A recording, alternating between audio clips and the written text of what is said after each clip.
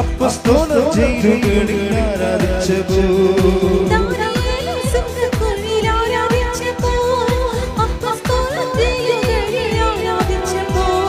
ദൈവജനം രക്തം ചിന്തി ആരാധിച്ചപ്പോ കഷ്ടതകൾ ഞങ്ങളങ്ങേ ആരാധിക്കുന്നു.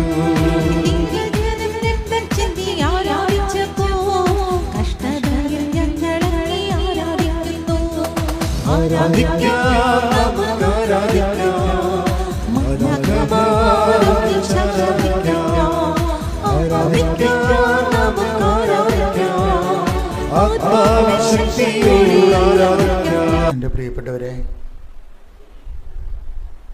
കർത്താവിൻ്റെ അതിസുന്ദരമായ ദിവസം അവിടുത്തെ വിശുദ്ധ മദ്ബഹായുടെ മുമ്പിൽ സുവിശേഷം കേൾക്കാൻ എത്തിച്ചേരുന്നത് ഒരു ദൈവവിളിയാണ്.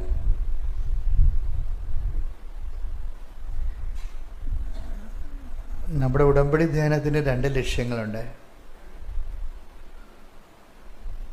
അതിലൊന്നാമത്തെ ലക്ഷ്യം നിങ്ങൾ പറയുന്നത് പോലെ പ്രാർത്ഥിച്ചുകൊണ്ടിരിക്കുമ്പോൾ തന്നെ ദൈവാനുഗ്രഹം നേടുക,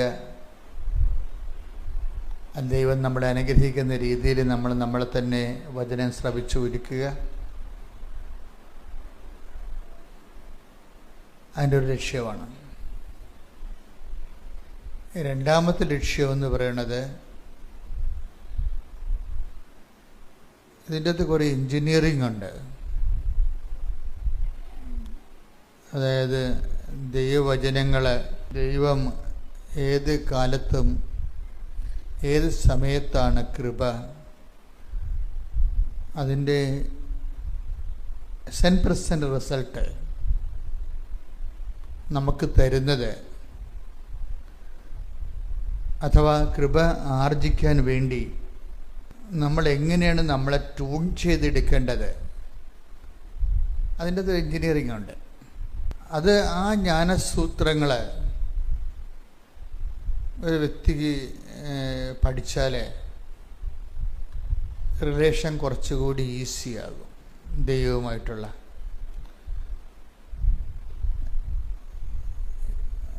നമ്മുടെ മുമ്പിൽ എപ്പോഴും വന്നിട്ടുള്ള ഒരു ചലഞ്ച് എന്ന് പറയുന്നത്, ക്രിസ്ത്യാനിറ്റിയുടെ എല്ലാവിധ അനുഗ്രഹങ്ങളും കൃപകളും എല്ലാം നമ്മളിലേക്ക് വരുന്നതിൻ്റെ പിന്നിൽ ഒറ്റ നോബാണ്. എന്താണ്? ദൈവത്തെ അറിയുക. അത് ഭയങ്കര സീരിയസ് ആയിട്ട് നിങ്ങളെടുക്കണം. ഈ നിത്യജീവൻ പോലും അടിസ്ഥാനപ്പെട്ടിരിക്കുന്നത് ദൈവത്തെ അറിയുന്നതിലൂടെയാണ്. ഡോർ ഓപ്പൺ ചെയ്യുന്നത്, എല്ലാ നിത്യജീവൻ്റെ പോലും ഡോർ ഓപ്പൺ ചെയ്യുന്നതും അതെല്ലാം താക്കോലെന്ന് പറയുന്നത് ദൈവത്തെ അറിയുന്നതിലൂടെയാണ്. അപ്പോൾ അനുദിന ജീവിതത്തിലും അത് തന്നെയാണ് വിഷയം. അനുദിന ജീവിതത്തിൻ്റെയും തടസ്സങ്ങളെ മാറ്റുന്നതിനും അനുഗ്രഹം പ്രാപിക്കുന്നതിനുമുള്ള താക്കോല് ദൈവത്തെ അറിയുന്നതാണ്. അതാണ് ഞാൻ നിങ്ങളോട് പറഞ്ഞത്. കർത്താവിൻ്റെ വചനം കേൾക്കുമ്പോൾ കഴിഞ്ഞ ദിവസങ്ങളിലെ ഇന്നലെ തൃശ്ശൂരിൽ നിന്ന് അനില എന്ന് പറഞ്ഞൊരു ഫിസിയോതെറാപ്പിസ്റ്റ് അവർ ഒരു സാക്ഷ്യം ഇന്നലെ പറഞ്ഞു. അപ്പോൾ അവർ പറഞ്ഞത്, ഞാൻ എൻ്റെ അമ്മയുടെ കൂടെയാണ് കൃപാസനത്തിൽ വന്നത്. ഞാൻ ഉടമ്പടിയൊന്നും എടുത്തില്ല. ഞാനൊരു സാധാരണ ധ്യാനകേന്ദ്രം ആണെന്ന് കരുതിയാണ് ഇവിടെ വന്നത്. ഈ പ്രഥമ നോഷൻ, ഫസ്റ്റ് നോഷൻ പലർക്കും അനിലയുടെ ഒരു നിലവാരമായിരിക്കും. ഒരു സാധാരണ ധ്യാനകേന്ദ്രമാണ്. പിന്നീട് കുറച്ചങ്ങോട്ട് ചെന്നപ്പോഴേക്ക് മനസ്സിലായി ഇതൊരു സാധാരണ ധ്യാനകേന്ദ്രമല്ല എന്ന്. അങ്ങനെ മനസ്സിലാകാൻ കാരണം, ഇവർ ഉടമ്പടി എടുത്തിട്ട് വർക്കൗട്ട് ചെയ്തില്ല. അതാണ് പ്രശ്നം. ഇത് കൃപാസനം ഒരു സാധാരണ ധ്യാനകേന്ദ്രം അല്ലെന്ന് അനിലെ എങ്ങനെ മനസ്സിലായത്? ഉടമ്പടി എടുത്തിട്ട് വർക്കൗട്ട് ചെയ്തില്ല. വർക്കൗട്ട് ചെയ്തില്ലെങ്കിൽ നമ്മൾ ദൈവത്തോട് ചോദിക്കണം, എന്തുകൊണ്ടാണ് ഇതുകൊണ്ട് എൻ്റെ ഉടമ്പടി വർക്കൗട്ട് ചെയ്യാഞ്ഞത്? അപ്പോൾ നമ്മുടെ പ്രഥമ ദൃഷ്ടിയാൽ നമുക്ക് ക്യാഷ് ആൻഡ് കൈൻഡ്, ജോലി, വീട്, വിവാഹം, അങ്ങനെ എന്തെങ്കിലും കാര്യങ്ങളൊക്കെ നമ്മൾ ഉടമ്പടിയിൽ വെക്കണമെങ്കിലും ഇത് ആദ്യത്തെ ഫേസിൽ ചിലർക്ക് വർക്കൗട്ട് ചെയ്യത്തില്ല. അപ്പോൾ വർക്കൗട്ട് ചെയ്യാത്തത് കാരണം അവർ അത് തെറ്റായിട്ട് ഉടമ്പടി ചെയ്തത് കൊണ്ടോ ഉടമ്പടി ഉഴപ്പിയത് കൊണ്ടോ ചിലർക്ക് വർക്കൗട്ട് ചെയ്യത്തില്ല. ചിലർക്ക് ഉടമ്പടി വൃത്തിയും മേനയായിട്ട് ചെയ്താലും വർക്കൗട്ട് ചെയ്യത്തില്ല. അപ്പോൾ നിങ്ങൾക്ക് അതെന്ത് പരിപാടിയാണ് അങ്ങനെ പറയണത്? വൃത്തിയും മേനയായിട്ട് ഉടമ്പടി ചെയ്താൽ വർക്കൗട്ട് ചെയ്യുക? അതെ, നിങ്ങളെ കുറച്ചുകൂടി ഗുരുതരമായ ഉടമ്പടിയുടെ ഒത്തിരി ലെസൺസ് ഉണ്ട്. ആധ്യാത്മികതയിൽ അങ്ങനെയാണ്. പ്രഥമ പാഠങ്ങളുണ്ട്. അത് വിശ്വാസത്തിൻ്റെ take the word of God, വിശ്വാസത്തിൻ്റെ പ്രഥമ പാഠങ്ങൾ പിന്നിട്ട് നമുക്ക് പക്വതയിലേക്ക് വളരാം. ശ്രുതികട ഹല്ലേലൂയ, ഹല്ലേലൂയ, ഹല്ലേലൂയ, ഹല്ലേലൂയ. യേശുവേ നന്ദി, ഹല്ലേലൂയ, ഹല്ലേലൂയ, ഹല്ലേലൂയ. യേശുവേ ആരാധന, ആരാധന, ഹല്ലേലൂയ. ഹെബ്രായർ 6:1. ഹെബ്രായർ 6-ാം അധ്യായം, ഹെബ്രായ ലേഖനം 6-ാം അധ്യായം 1-ാം വാക്യം. അതിനാൽ ക്രിസ്തുവിന്റെ വചനത്തിന്റെ പ്രഥമ പാഠങ്ങൾ പിന്നിട്ട് നമുക്ക് പക്വതയിലേക്ക് വളരാം. ഈ പ്രഥമ പാഠങ്ങൾ എന്ന് പറയുന്നത് പ്രാർത്ഥിക്കുന്നു, അനുഗ്രഹം പ്രാപിക്കുന്നു, അതാണ് പ്രഥമ പാഠം. കൂടുതൽ കർത്താവ് ഇവരുടെ ഇൻഫ്രാസ്ട്രക്ചർ നോക്കുമ്പോൾ, പരിശുദ്ധാത്മാവ് നിങ്ങളെ വിവേചിക്കുമ്പോൾ കൂടുതൽ പഠിക്കാൻ സാധ്യതയുള്ളവരാണെന്ന് കണ്ടു കഴിഞ്ഞാൽ പ്രഥമ പാഠം തരത്തില്ല. നീ വെയിറ്റ് ചെയ്യാൻ പറയും. അതാണ് വിഷയം. അല്ല, നിങ്ങളിപ്പോൾ ഒരു ഉടമ്പടി എടുത്ത് അത് അനുഗ്രഹം കിട്ടില്ലെങ്കിൽ 4 കാലം വീണ് ഓടണ പാർട്ടിയാണെങ്കിൽ എന്തെങ്കിലും നക്കാപ്പിച്ച കൊടുത്ത് അവിടെ ഇടുകയേ ഉള്ളൂ. കാര്യം വെച്ച് കഴിഞ്ഞാൽ ഏതായാലും കഷ്ടപ്പെട്ട് ദൈവത്തെ അറിയാൻ വേണ്ടി ഒരു ജീവിതത്തിൻ്റെ കണ്ണീർ കാലത്ത് വന്നില്ലേ, നിനക്ക് മുമ്പോട്ട് പഠിക്കാനുള്ള ബുദ്ധിയൊന്നുമില്ല. അപ്പം അതുകൊണ്ട് അത്യാവശ്യം അനുഗ്രഹങ്ങളെ കൊടുത്തിട്ട് ഇതാണ് നിൻ്റെ വഴി, ഇവിടം വരെയാണെന്ന് പറയും. പക്ഷേ നിനക്ക് പഠിക്കണമെന്ന് സാധ്യതയുള്ളത് ഉള്ളിൽ ദൈവസ്നേഹം ഉണ്ടാവും, പ്രത്യാശ ഉണ്ടാവും. വിശ്വാസം, പ്രത്യാശ, ദൈവസ്നേഹം. അപ്പം അങ്ങനെയൊക്കെ സാധ്യത ദൈവാത്മാവ് സാധ്യത പരിശോധിച്ച് കഴിഞ്ഞാൽ ആദ്യത്തെ കാലത്ത് അടയാളങ്ങൾ കുറയും. അപ്പോൾ എന്നിട്ട് ഈ അടയാളം കുറയുമ്പോൾ ഇവർക്ക് ഈ അടയാളം കുറയുന്നവർക്ക് 90% പേർക്ക് പ്രശ്നങ്ങളൊന്നുമില്ല. അവർക്ക് അറിയാം ഇന്നല്ലെങ്കിൽ നാളെ സമയം ആകുമ്പോൾ ദൈവം തങ്ങളുടെ കാര്യത്തിൽ തീരുമാനം ഉണ്ടാകും. കാര്യം ദൈവത്തിനുള്ള വിഷയം എന്ന് പറയുന്നത് എല്ലാം സാധ്യമാണ്. ദൈവത്തിന് എല്ലാം സാധ്യമാണ്, പക്ഷേ എല്ലാം ഈസി അല്ല. അപ്പോൾ നിങ്ങളവർക്ക് ഇത് എന്നാ പരിപാടിയോ അച്ഛൻ ഈ പറയണമെന്ന് ചോദിക്കും. അത് നിങ്ങൾ വളരെ ശ്രദ്ധിച്ച് കേൾക്കണം. അച്ഛനെ കേൾക്കണം. ദൈവത്തിന് എല്ലാം സാധ്യമാണെന്നേ പറഞ്ഞിട്ടുള്ളൂ, പക്ഷേ എല്ലാം ലളിതമാണെന്ന് പറഞ്ഞിട്ടില്ല. അച്ഛൻ പറഞ്ഞ മനസ്സിലായ? അതായത് എല്ലാം സാധ്യമാണ്. ശ്രദ്ധിക്കട്ടെ. ഹല്ലേലൂയ. മത്തായി 19:26. മത്തായി 19:26. ദൈവത്തിന് എല്ലാം സാധ്യമാണ്. പറഞ്ഞ ദൈവത്തിന് എല്ലാം സാധ്യമാണ്. അപ്പൊ ഈ ഒരു വാക്ക് കഴിഞ്ഞ ദിവസങ്ങളിൽ ഞാൻ ധ്യാനിച്ചപ്പോൾ പരിശുദ്ധാത്മാവ് നൽകിയ ഒരു നോട്ടാണ്. ദൈവത്തിന് എല്ലാം സാധ്യമാണ്. അതിവിടെ മാത്രമല്ല, ലൂക്ക 1:37 പറയുന്നുണ്ട്. അല്ലേ? ലൂക്ക 1:37 ശ്രുതികട ഹല്ലേലൂയ, ഹല്ലേലൂയ, ഹല്ലേലൂയ, ഹല്ലേലൂയ. യേശുവേ നന്ദി. ഹല്ലേലൂയ, ഹല്ലേലൂയ, ഹല്ലേലൂയ, ഹല്ലേലൂയ, ഹല്ലേലൂയ. 1:37. ദൈവത്തിന് ഒന്നും അസാധ്യമല്ല. ദൈവത്തിന് ഒന്നും അസാധ്യം അല്ല. അപ്പൊ ഇവിടെ ഒരു പ്രശ്നം കിടക്കണമെന്ന് വെച്ച് കഴിഞ്ഞാല്, പരിശുദ്ധാത്മാവ് കഴിഞ്ഞ ദിവസം എന്നോട് സൂചനയെ തന്നത് ദൈവത്തിന് എല്ലാം സാധ്യമാണ്. പക്ഷേ സാധ്യമാണെന്ന് വിചാരിച്ചുകൊണ്ട് എല്ലാം ലളിതമല്ല, സിമ്പിളല്ല എന്ന്.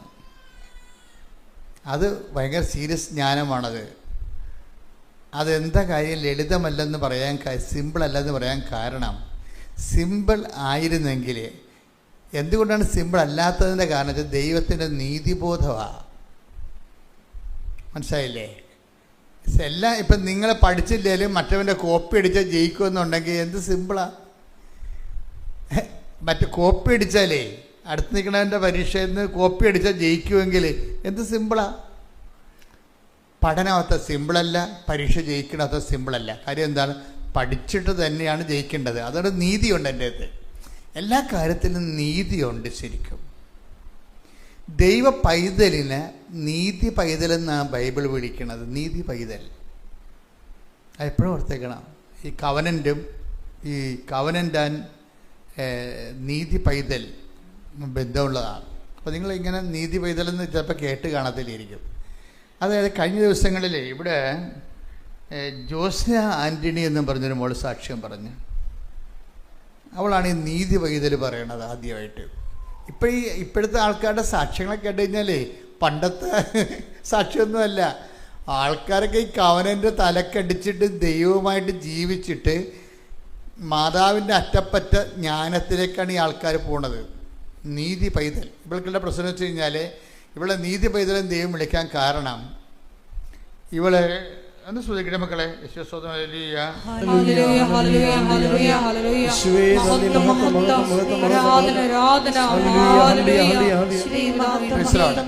ഇവിടെ മെഡിക്കലിന് ഫിറ്റല്ല ആളെ.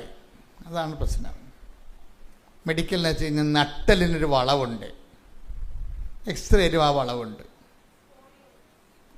അപ്പോൾ അങ്ങനെ വന്നപ്പോഴേ ഇനി ഇവൾക്ക് കയറിപ്പോണമെന്നുണ്ടെങ്കിൽ മൂന്നാമത്തെ മെഡിക്കൽ വരണം. ആ മെഡിക്കലിന് പോകാൻ നേരത്ത് ജോസ്ന ആൻ്റണി പരിശുദ്ധാത്മാവ്, ഈ പരിശുദ്ധാത്മാവ് നിറയുമ്പോൾ ഉണ്ടാകുന്നൊരു ഗുണം, ഈ വേൾഡിലായിട്ടുള്ള വിഷയങ്ങളിൽ നിന്ന് നമ്മളെ തെറ്റിച്ചിട്ട് ആധ്യാത്മികത ആ ഒരു റേഞ്ചിലേക്ക് നമ്മളെ കൊണ്ടുവരും. അപ്പോൾ ജോസ്ന മെഡിക്കലിൽ നിൽക്കുകയാണ്. അവളുടെ ലൈഫ് ഒന്നെങ്കിൽ സ്ഥലം നോയാകാൻ പോവുകയും, ഒന്നെങ്കിൽ അവൾ രക്ഷപ്പെട്ട് കയറിപ്പോവും, അല്ലെങ്കിൽ ഇതിനാലെ അവളുടെ ജീവിതം ഒടുങ്ങും. അപ്പോൾ ലാസ്റ്റ് ഓപ്ഷനിൽ നിൽക്കുമ്പോൾ ഇവൾ പറയുന്ന ഒരു ജ്ഞാനമുണ്ട്. കർത്താവേ, ഞാൻ എൻ്റെ ജീവിതത്തിൻ്റെ ലാസ്റ്റ് തിരഞ്ഞെടുപ്പ് നിൽക്കുകയാണ്. ചിലപ്പോൾ ഞാൻ മെഡിക്കലിനെ തോക്കും, ഞാൻ ഔട്ടാകും. ചിലപ്പോൾ ഞാൻ മെഡിക്കലിനെ ജയിക്കും, ഞാൻ കയറിപ്പോകും. പക്ഷെ ഒരു കാര്യം നമ്മൾ തമ്മിലൊരു ധാരണ വേണം. ഞാൻ നേരത്തെ ഒപ്പിട്ട് തരികയും ഞാൻ തോറ്റാലും ജയിച്ചാലും നമ്മൾ തമ്മിലുള്ള റിലേഷൻ ഒരു കുഴപ്പമുണ്ടാകത്തില്ല. ഇതാണ് കവനൻ്റെ റിലേഷനിൽ കയറിപ്പോണത്. അവരുടെ ദൈവമായിട്ടുള്ളൊരു ബന്ധത്തെ ഒരിക്കലും ഒരു മെറ്റീരിയൽ ബെനഫിറ്റ്സുമായിട്ട് ആണ് നമ്മൾ ഉടമ്പടിയുടെ ആദ്യ കാലങ്ങളിൽ അങ്ങനെയാണ് മനുഷ്യൻ ദൈവാനുഗ്രഹത്തെ നമുക്ക് ലഭിക്കുന്ന ദൈവാനുഗ്രഹത്തെ നമുക്ക് ലഭിക്കുന്ന ഫിസിക്കൽ ബെനഫിറ്റ്സുമായിട്ട് നമ്മൾ ലിങ്ക് ചെയ്യും. എന്നുവെച്ചാൽ ഭൗതികമായ ആനുകൂല്യങ്ങളുമായിട്ട് നമ്മൾ ദൈവത്തിനെ ലിങ്ക് ചെയ്യും. ഈ ലിങ്ക് ചെയ്യുന്ന തൊടൽ ഇവിടെ പൊട്ടിച്ച് കളയും. മെഡിക്കലിൽ നിൽക്കുകയാണ്, കർത്താവ് എൻ്റെ ഒരു ബോഡി വളവുണ്ടെന്ന് എനിക്കറിയാം, ഐ നോ ഇറ്റ്. എൻ്റെ നട്ടലിന് വളവുണ്ടെന്ന് എനിക്കറിയാം, ആ മെഡിക്കലി പ്രൂവ് ചെയ്ത കാര്യമാണ്, എൻ്റെ എക്സ്റേ എൻ്റെ കയ്യിലുണ്ട്. പക്ഷേ എനിക്ക് കയറിപ്പോയിരിക്കാൻ പറ്റത്തില്ല. പക്ഷെ ഞാൻ മെഡിക്കലിൽ ചിലപ്പോൾ ജയിക്കും, ചിലപ്പോൾ തോക്കും. പക്ഷെ ഒരു കാര്യം നമ്മൾ തമ്മിൽ നേരത്തെ ഒരു ധാരണ വേണം. എന്താണ്? ഞാൻ തോറ്റാലും നമ്മൾ തമ്മിലുള്ള റിലേഷന് ഒരു കുഴപ്പം ഉണ്ടാകത്തില്ലെന്ന്. അത് പരിശുദ്ധാത്മാവ് ഉണ്ടെങ്കിൽ മാത്രമേ അങ്ങനെ ഒരു നിലപാട് നേരത്തെ ഒരു മുൻകൂർ ജാമ്യം എടുക്കുകയും. കാര്യം ഇതിനെന്നിട്ട് ഒരു 10-75 മാർക്കുണ്ട് ഈ ഒറ്റ ഉത്തരത്തിന്. ഒറ്റ ഉത്തരത്തിന് 75 മാർക്കാണ്. എന്ന് വെച്ച് കഴിഞ്ഞാൽ ഇവിടെ നേരത്തെ പറയുകയാണ്, നമ്മൾ ഈ വിഷയത്തിൽ ഞാൻ ജീവിതത്തിൽ തോറ്റാലും നമ്മൾ തമ്മിലുള്ള റിലേഷനെ ഇത് ബാധിക്കുന്നതല്ല. ആ റിലേഷൻ പോലെ തന്നെ മുന്നോട്ട് പോകും. അതിൻ്റെ കാരണം വെച്ച് കഴിഞ്ഞാൽ ഇവർ ഈ ഉടമ്പടി കാലത്തിനുള്ളിൽ ഈശോയുമായിട്ട് പരിശുദ്ധ അമ്മ വഴി ഇവർ നല്ലൊരു റിലേഷനിൽ ചെന്നായിരുന്നു. എന്നിട്ട് ഇവരെ എപ്പോഴും ഈശോയോട് പറഞ്ഞു, ഈശോ ഉടമ്പടി നിയോഗം നീ തന്നെയാണെന്ന് പറയും. അതാണ് വിഷയം. അങ്ങനെ ഒരു ദൈവാനുഭവത്തിലേക്ക് ഇവർ ചെന്നായിരുന്നു. എന്താ പറയും? ഈശോ ഉടമ്പടിയുടെ നിയോഗം, എൻ്റെ നിയോഗം നീ തന്നെയാണ്, ബാക്കിയെല്ലാം ഇഫക്ട്സ് ആണ് എൻ്റെ. ബാക്കിയുള്ള ക്യാഷ് ആൻഡ് കൈൻഡ് ആയിട്ടുള്ള മെറ്റീരിയൽ ബെനിഫിറ്റ്സ് എല്ലാം നീ തന്നാൽ ഞാൻ വാങ്ങിക്കും, ഐ ആം ഹാപ്പി. നീ തന്നില്ലെങ്കിൽ ഞാൻ ഹാപ്പി. കാര്യം എന്താണ്? എൻ്റെ നിയോഗം നീയാണെന്ന്. ദൈവസ്നേഹമാണ്. അത് പരിശുദ്ധാത്മ നിറയുമ്പോഴുണ്ടാകുന്ന ഒരു ജ്ഞാനമായിട്ട് വരണത്. അച്ഛൻ നിങ്ങൾക്ക് വേണ്ടി അതുവേണ്ടി പ്രാർത്ഥിക്കാം. ആ ജ്ഞാനത്തിൻ്റെ അഭിഷേകത്തിനായി എൻ്റെ മക്കൾ ഇടിമുഴക്കം പോലെ ശ്രദ്ധിച്ച്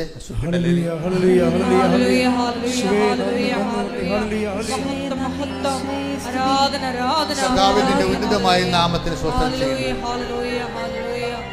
കർത്താവിന്റെ വിശുദ്ധ പൗരോഹിത്യത്തെ മഹത്വപ്പെടുത്തണമേ. കർത്താവ് സഭയിലുള്ള സാന്നിധ്യം ദൃഢമാക്കണം. 39 വർഷം ഞാൻ അർപ്പിച്ച കൃപാനയുടെ യോഗ്യതയാൽ കൃപാസ്ഥാനത്താറെ ജീവനോടെ പ്രത്യക്ഷപ്പെട്ട പരിശുദ്ധമ്മയുടെ പ്രത്യക്ഷയുടെ ശക്തിയാൽ യേശു ക്രിസ്തുവിന്റെ നാമത്തെ ഏറ്റവും വലിയ സ്വത്തായിട്ട് കാണുവാനും അത് എല്ലാം നഷ്ടപ്പെട്ടു, അത് നേടിയിട്ടുണ്ടെങ്കിൽ എല്ലാം നേടിയ പോലുള്ള ആന്തരിക ജ്ഞാനത്താലങ്ങളുടെ മക്കളെ അഭിഷേകം ചെയ്യണമേ. ശ്രദ്ധിക്കട്ടെ. ഹല്ലേലൂയ. പരിശുദ്ധ പരമദിവ്യകാരുണ്യത്തിന്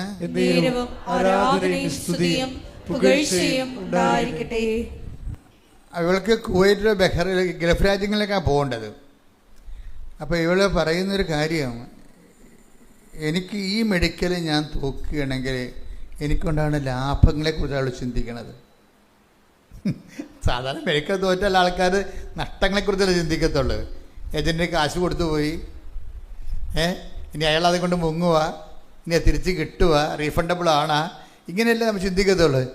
ഇവർ ചിന്തിക്കണം അങ്ങനെയല്ല. ഇവർ പറയണത്, ഈശോ ഈ മെഡിക്കൽ തോറ്റാൽ എനിക്കൊരു ലാഭമുണ്ട്. എന്താ കാര്യം? എനിക്ക് നാട്ടിൽ നിന്ന് ഒരു കുർബാന കൂടുതൽ കൂടാവുന്ന, ഇതാണ് വിഷയം. കാര്യം ഇവർ പോണ രാജ്യത്ത് കുർബാനയില്ല. അപ്പം അവർ പറയണത്, ഞാൻ ഒരു ദിവസം കൂടുതലാണ് ഇവിടെ നിൽക്കണമെങ്കിൽ എനിക്കെന്താ നേട്ടം? എനിക്ക് ഒരു കുർബാന കൂടുതൽ കൂടാം. അപ്പം ഇവർ തമ്മിലുള്ളൊരു ബന്ധവും റിലേഷനും ഒക്കെ വേറെ ലെവലിലേക്ക് പോവുകയാണ്. ഇനി രസം എന്താ വെച്ച് കഴിഞ്ഞാൽ, ഇവർക്ക് സങ്കടം വരുമ്പോൾ ഇവളെന്ത് ചെയ്യുന്നത് വെച്ച് കഴിഞ്ഞാൽ, പുറയിൽ മാതാവിൻ്റെ ഈശോൻ്റെ രൂപത്തിൻ്റെ പറയുന്നിട്ട് ഇവർ സെൽഫി എടുക്കും. ഇങ്ങനെ അതാ വിഷയം. നമ്മൾ കൂട്ടുകാരുമായിട്ടല്ലേ സെൽഫി എടുക്കുന്നത്. അതായത് ദൈവസ്നേഹത്തിൻ്റെ വ്യത്യസ്തമായ ലെവലാണ് ഈ ലെവല്. അതായത് ആധുനിക കാലത്ത് മനുഷ്യൻ ആധുനികമായ സംവിധാനങ്ങളോട് ജീവിക്കുമ്പോൾ അതിനെ എങ്ങനെയാണ് അവരുടെ ആ റിലേഷനെ സ്ഥിരീകരിക്കുന്നതിന് വേണ്ടി ഉപയോഗിക്കുന്നത്. അപ്പോൾ ഒറ്റയ്ക്കിരിക്ക് സങ്കടം വിഷം വരുമ്പോൾ ഈ പണ്ടെടുത്ത സെൽഫി എടുത്ത് നോക്കും. ഇപ്പം ഇങ്ങനെ വരുമ്പോൾ ദൈവത്തിന് മനസ്സിലാകും നമ്മളിങ്ങനെ റിലേഷനിലാണെന്ന് മനസ്സിലാകും. അതാണ് വിഷയം. ദൈവമായിട്ട് റിലേഷനിലായാൽ മാത്രമേ വിശുദ്ധിയിൽ വളരാൻ പറ്റത്തുള്ളൂ. കാര്യത്തിൽ നമ്മൾ സ്നേഹിക്കുന്ന ആളുമായിട്ട് ടേംസ് ആകാൻ എപ്പോഴും നമ്മൾ നോക്കത്തുള്ളൂ. ഇപ്പം ഈ വിശുദ്ധിയുടെ മാനദണ്ഡം എന്നുള്ള ദൈവസ്നേഹമാണ്. ശരിക്കും പറഞ്ഞാൽ എപ്പോഴും നമ്മൾ ഓർത്തേക്കണം. ഒരു വ്യക്തിക്ക് വിശുദ്ധി ഉണ്ടാകണമെന്ന് പറഞ്ഞു കഴിഞ്ഞാൽ വിശുദ്ധിയെ അല്ല നമ്മൾ ഫോക്കസ് ചെയ്യേണ്ടത്. വിശുദ്ധിയെ ഫോക്കസ് ചെയ്താൽ നമ്മുടെ കൂദാശകളും കാറ്റക്കിസും ഒക്കെ ചില സമയത്തെങ്കിലും ടെക്നിക്കലായിട്ട് വിശുദ്ധിയിൽ നിലനിൽക്കാൻ വേണ്ടിയുള്ള ഒരു സാങ്കേതിക ജ്ഞാനമാണെന്ന് അറിയണമെന്ന് എനിക്ക് തോന്നിയിട്ടുണ്ട്. സാങ്കേതിക ജ്ഞാനത്തെക്കാളുപരി ആത്മബന്ധത്തിൻ്റെ ഒരു സ്വകാര്യ സ്നേഹജ്ഞാനമുണ്ട്. അതെന്ന് പറയുന്നത് ഈ ദൈവസ്നേഹത്തിലൂടെയാണ് വിശുദ്ധി വർദ്ധിപ്പിക്കുന്നത്. അപ്പം നമ്മൾ വിശുദ്ധിയെ അല്ല ഫോക്കസ് ചെയ്യേണ്ടത്. നമ്മൾ ഫോക്കസ് ചെയ്യേണ്ടത് ആരെയാണ്? കർത്താവിൻ്റെ ആത്മബന്ധമാണ് ഉണ്ടാക്കേണ്ടത്. ആത്മബന്ധം ഈശോയുമായിട്ട് ഉണ്ടായാൽ ഓട്ടോമാറ്റിക്കായിട്ട് വിശുദ്ധി ഉണ്ടാകും.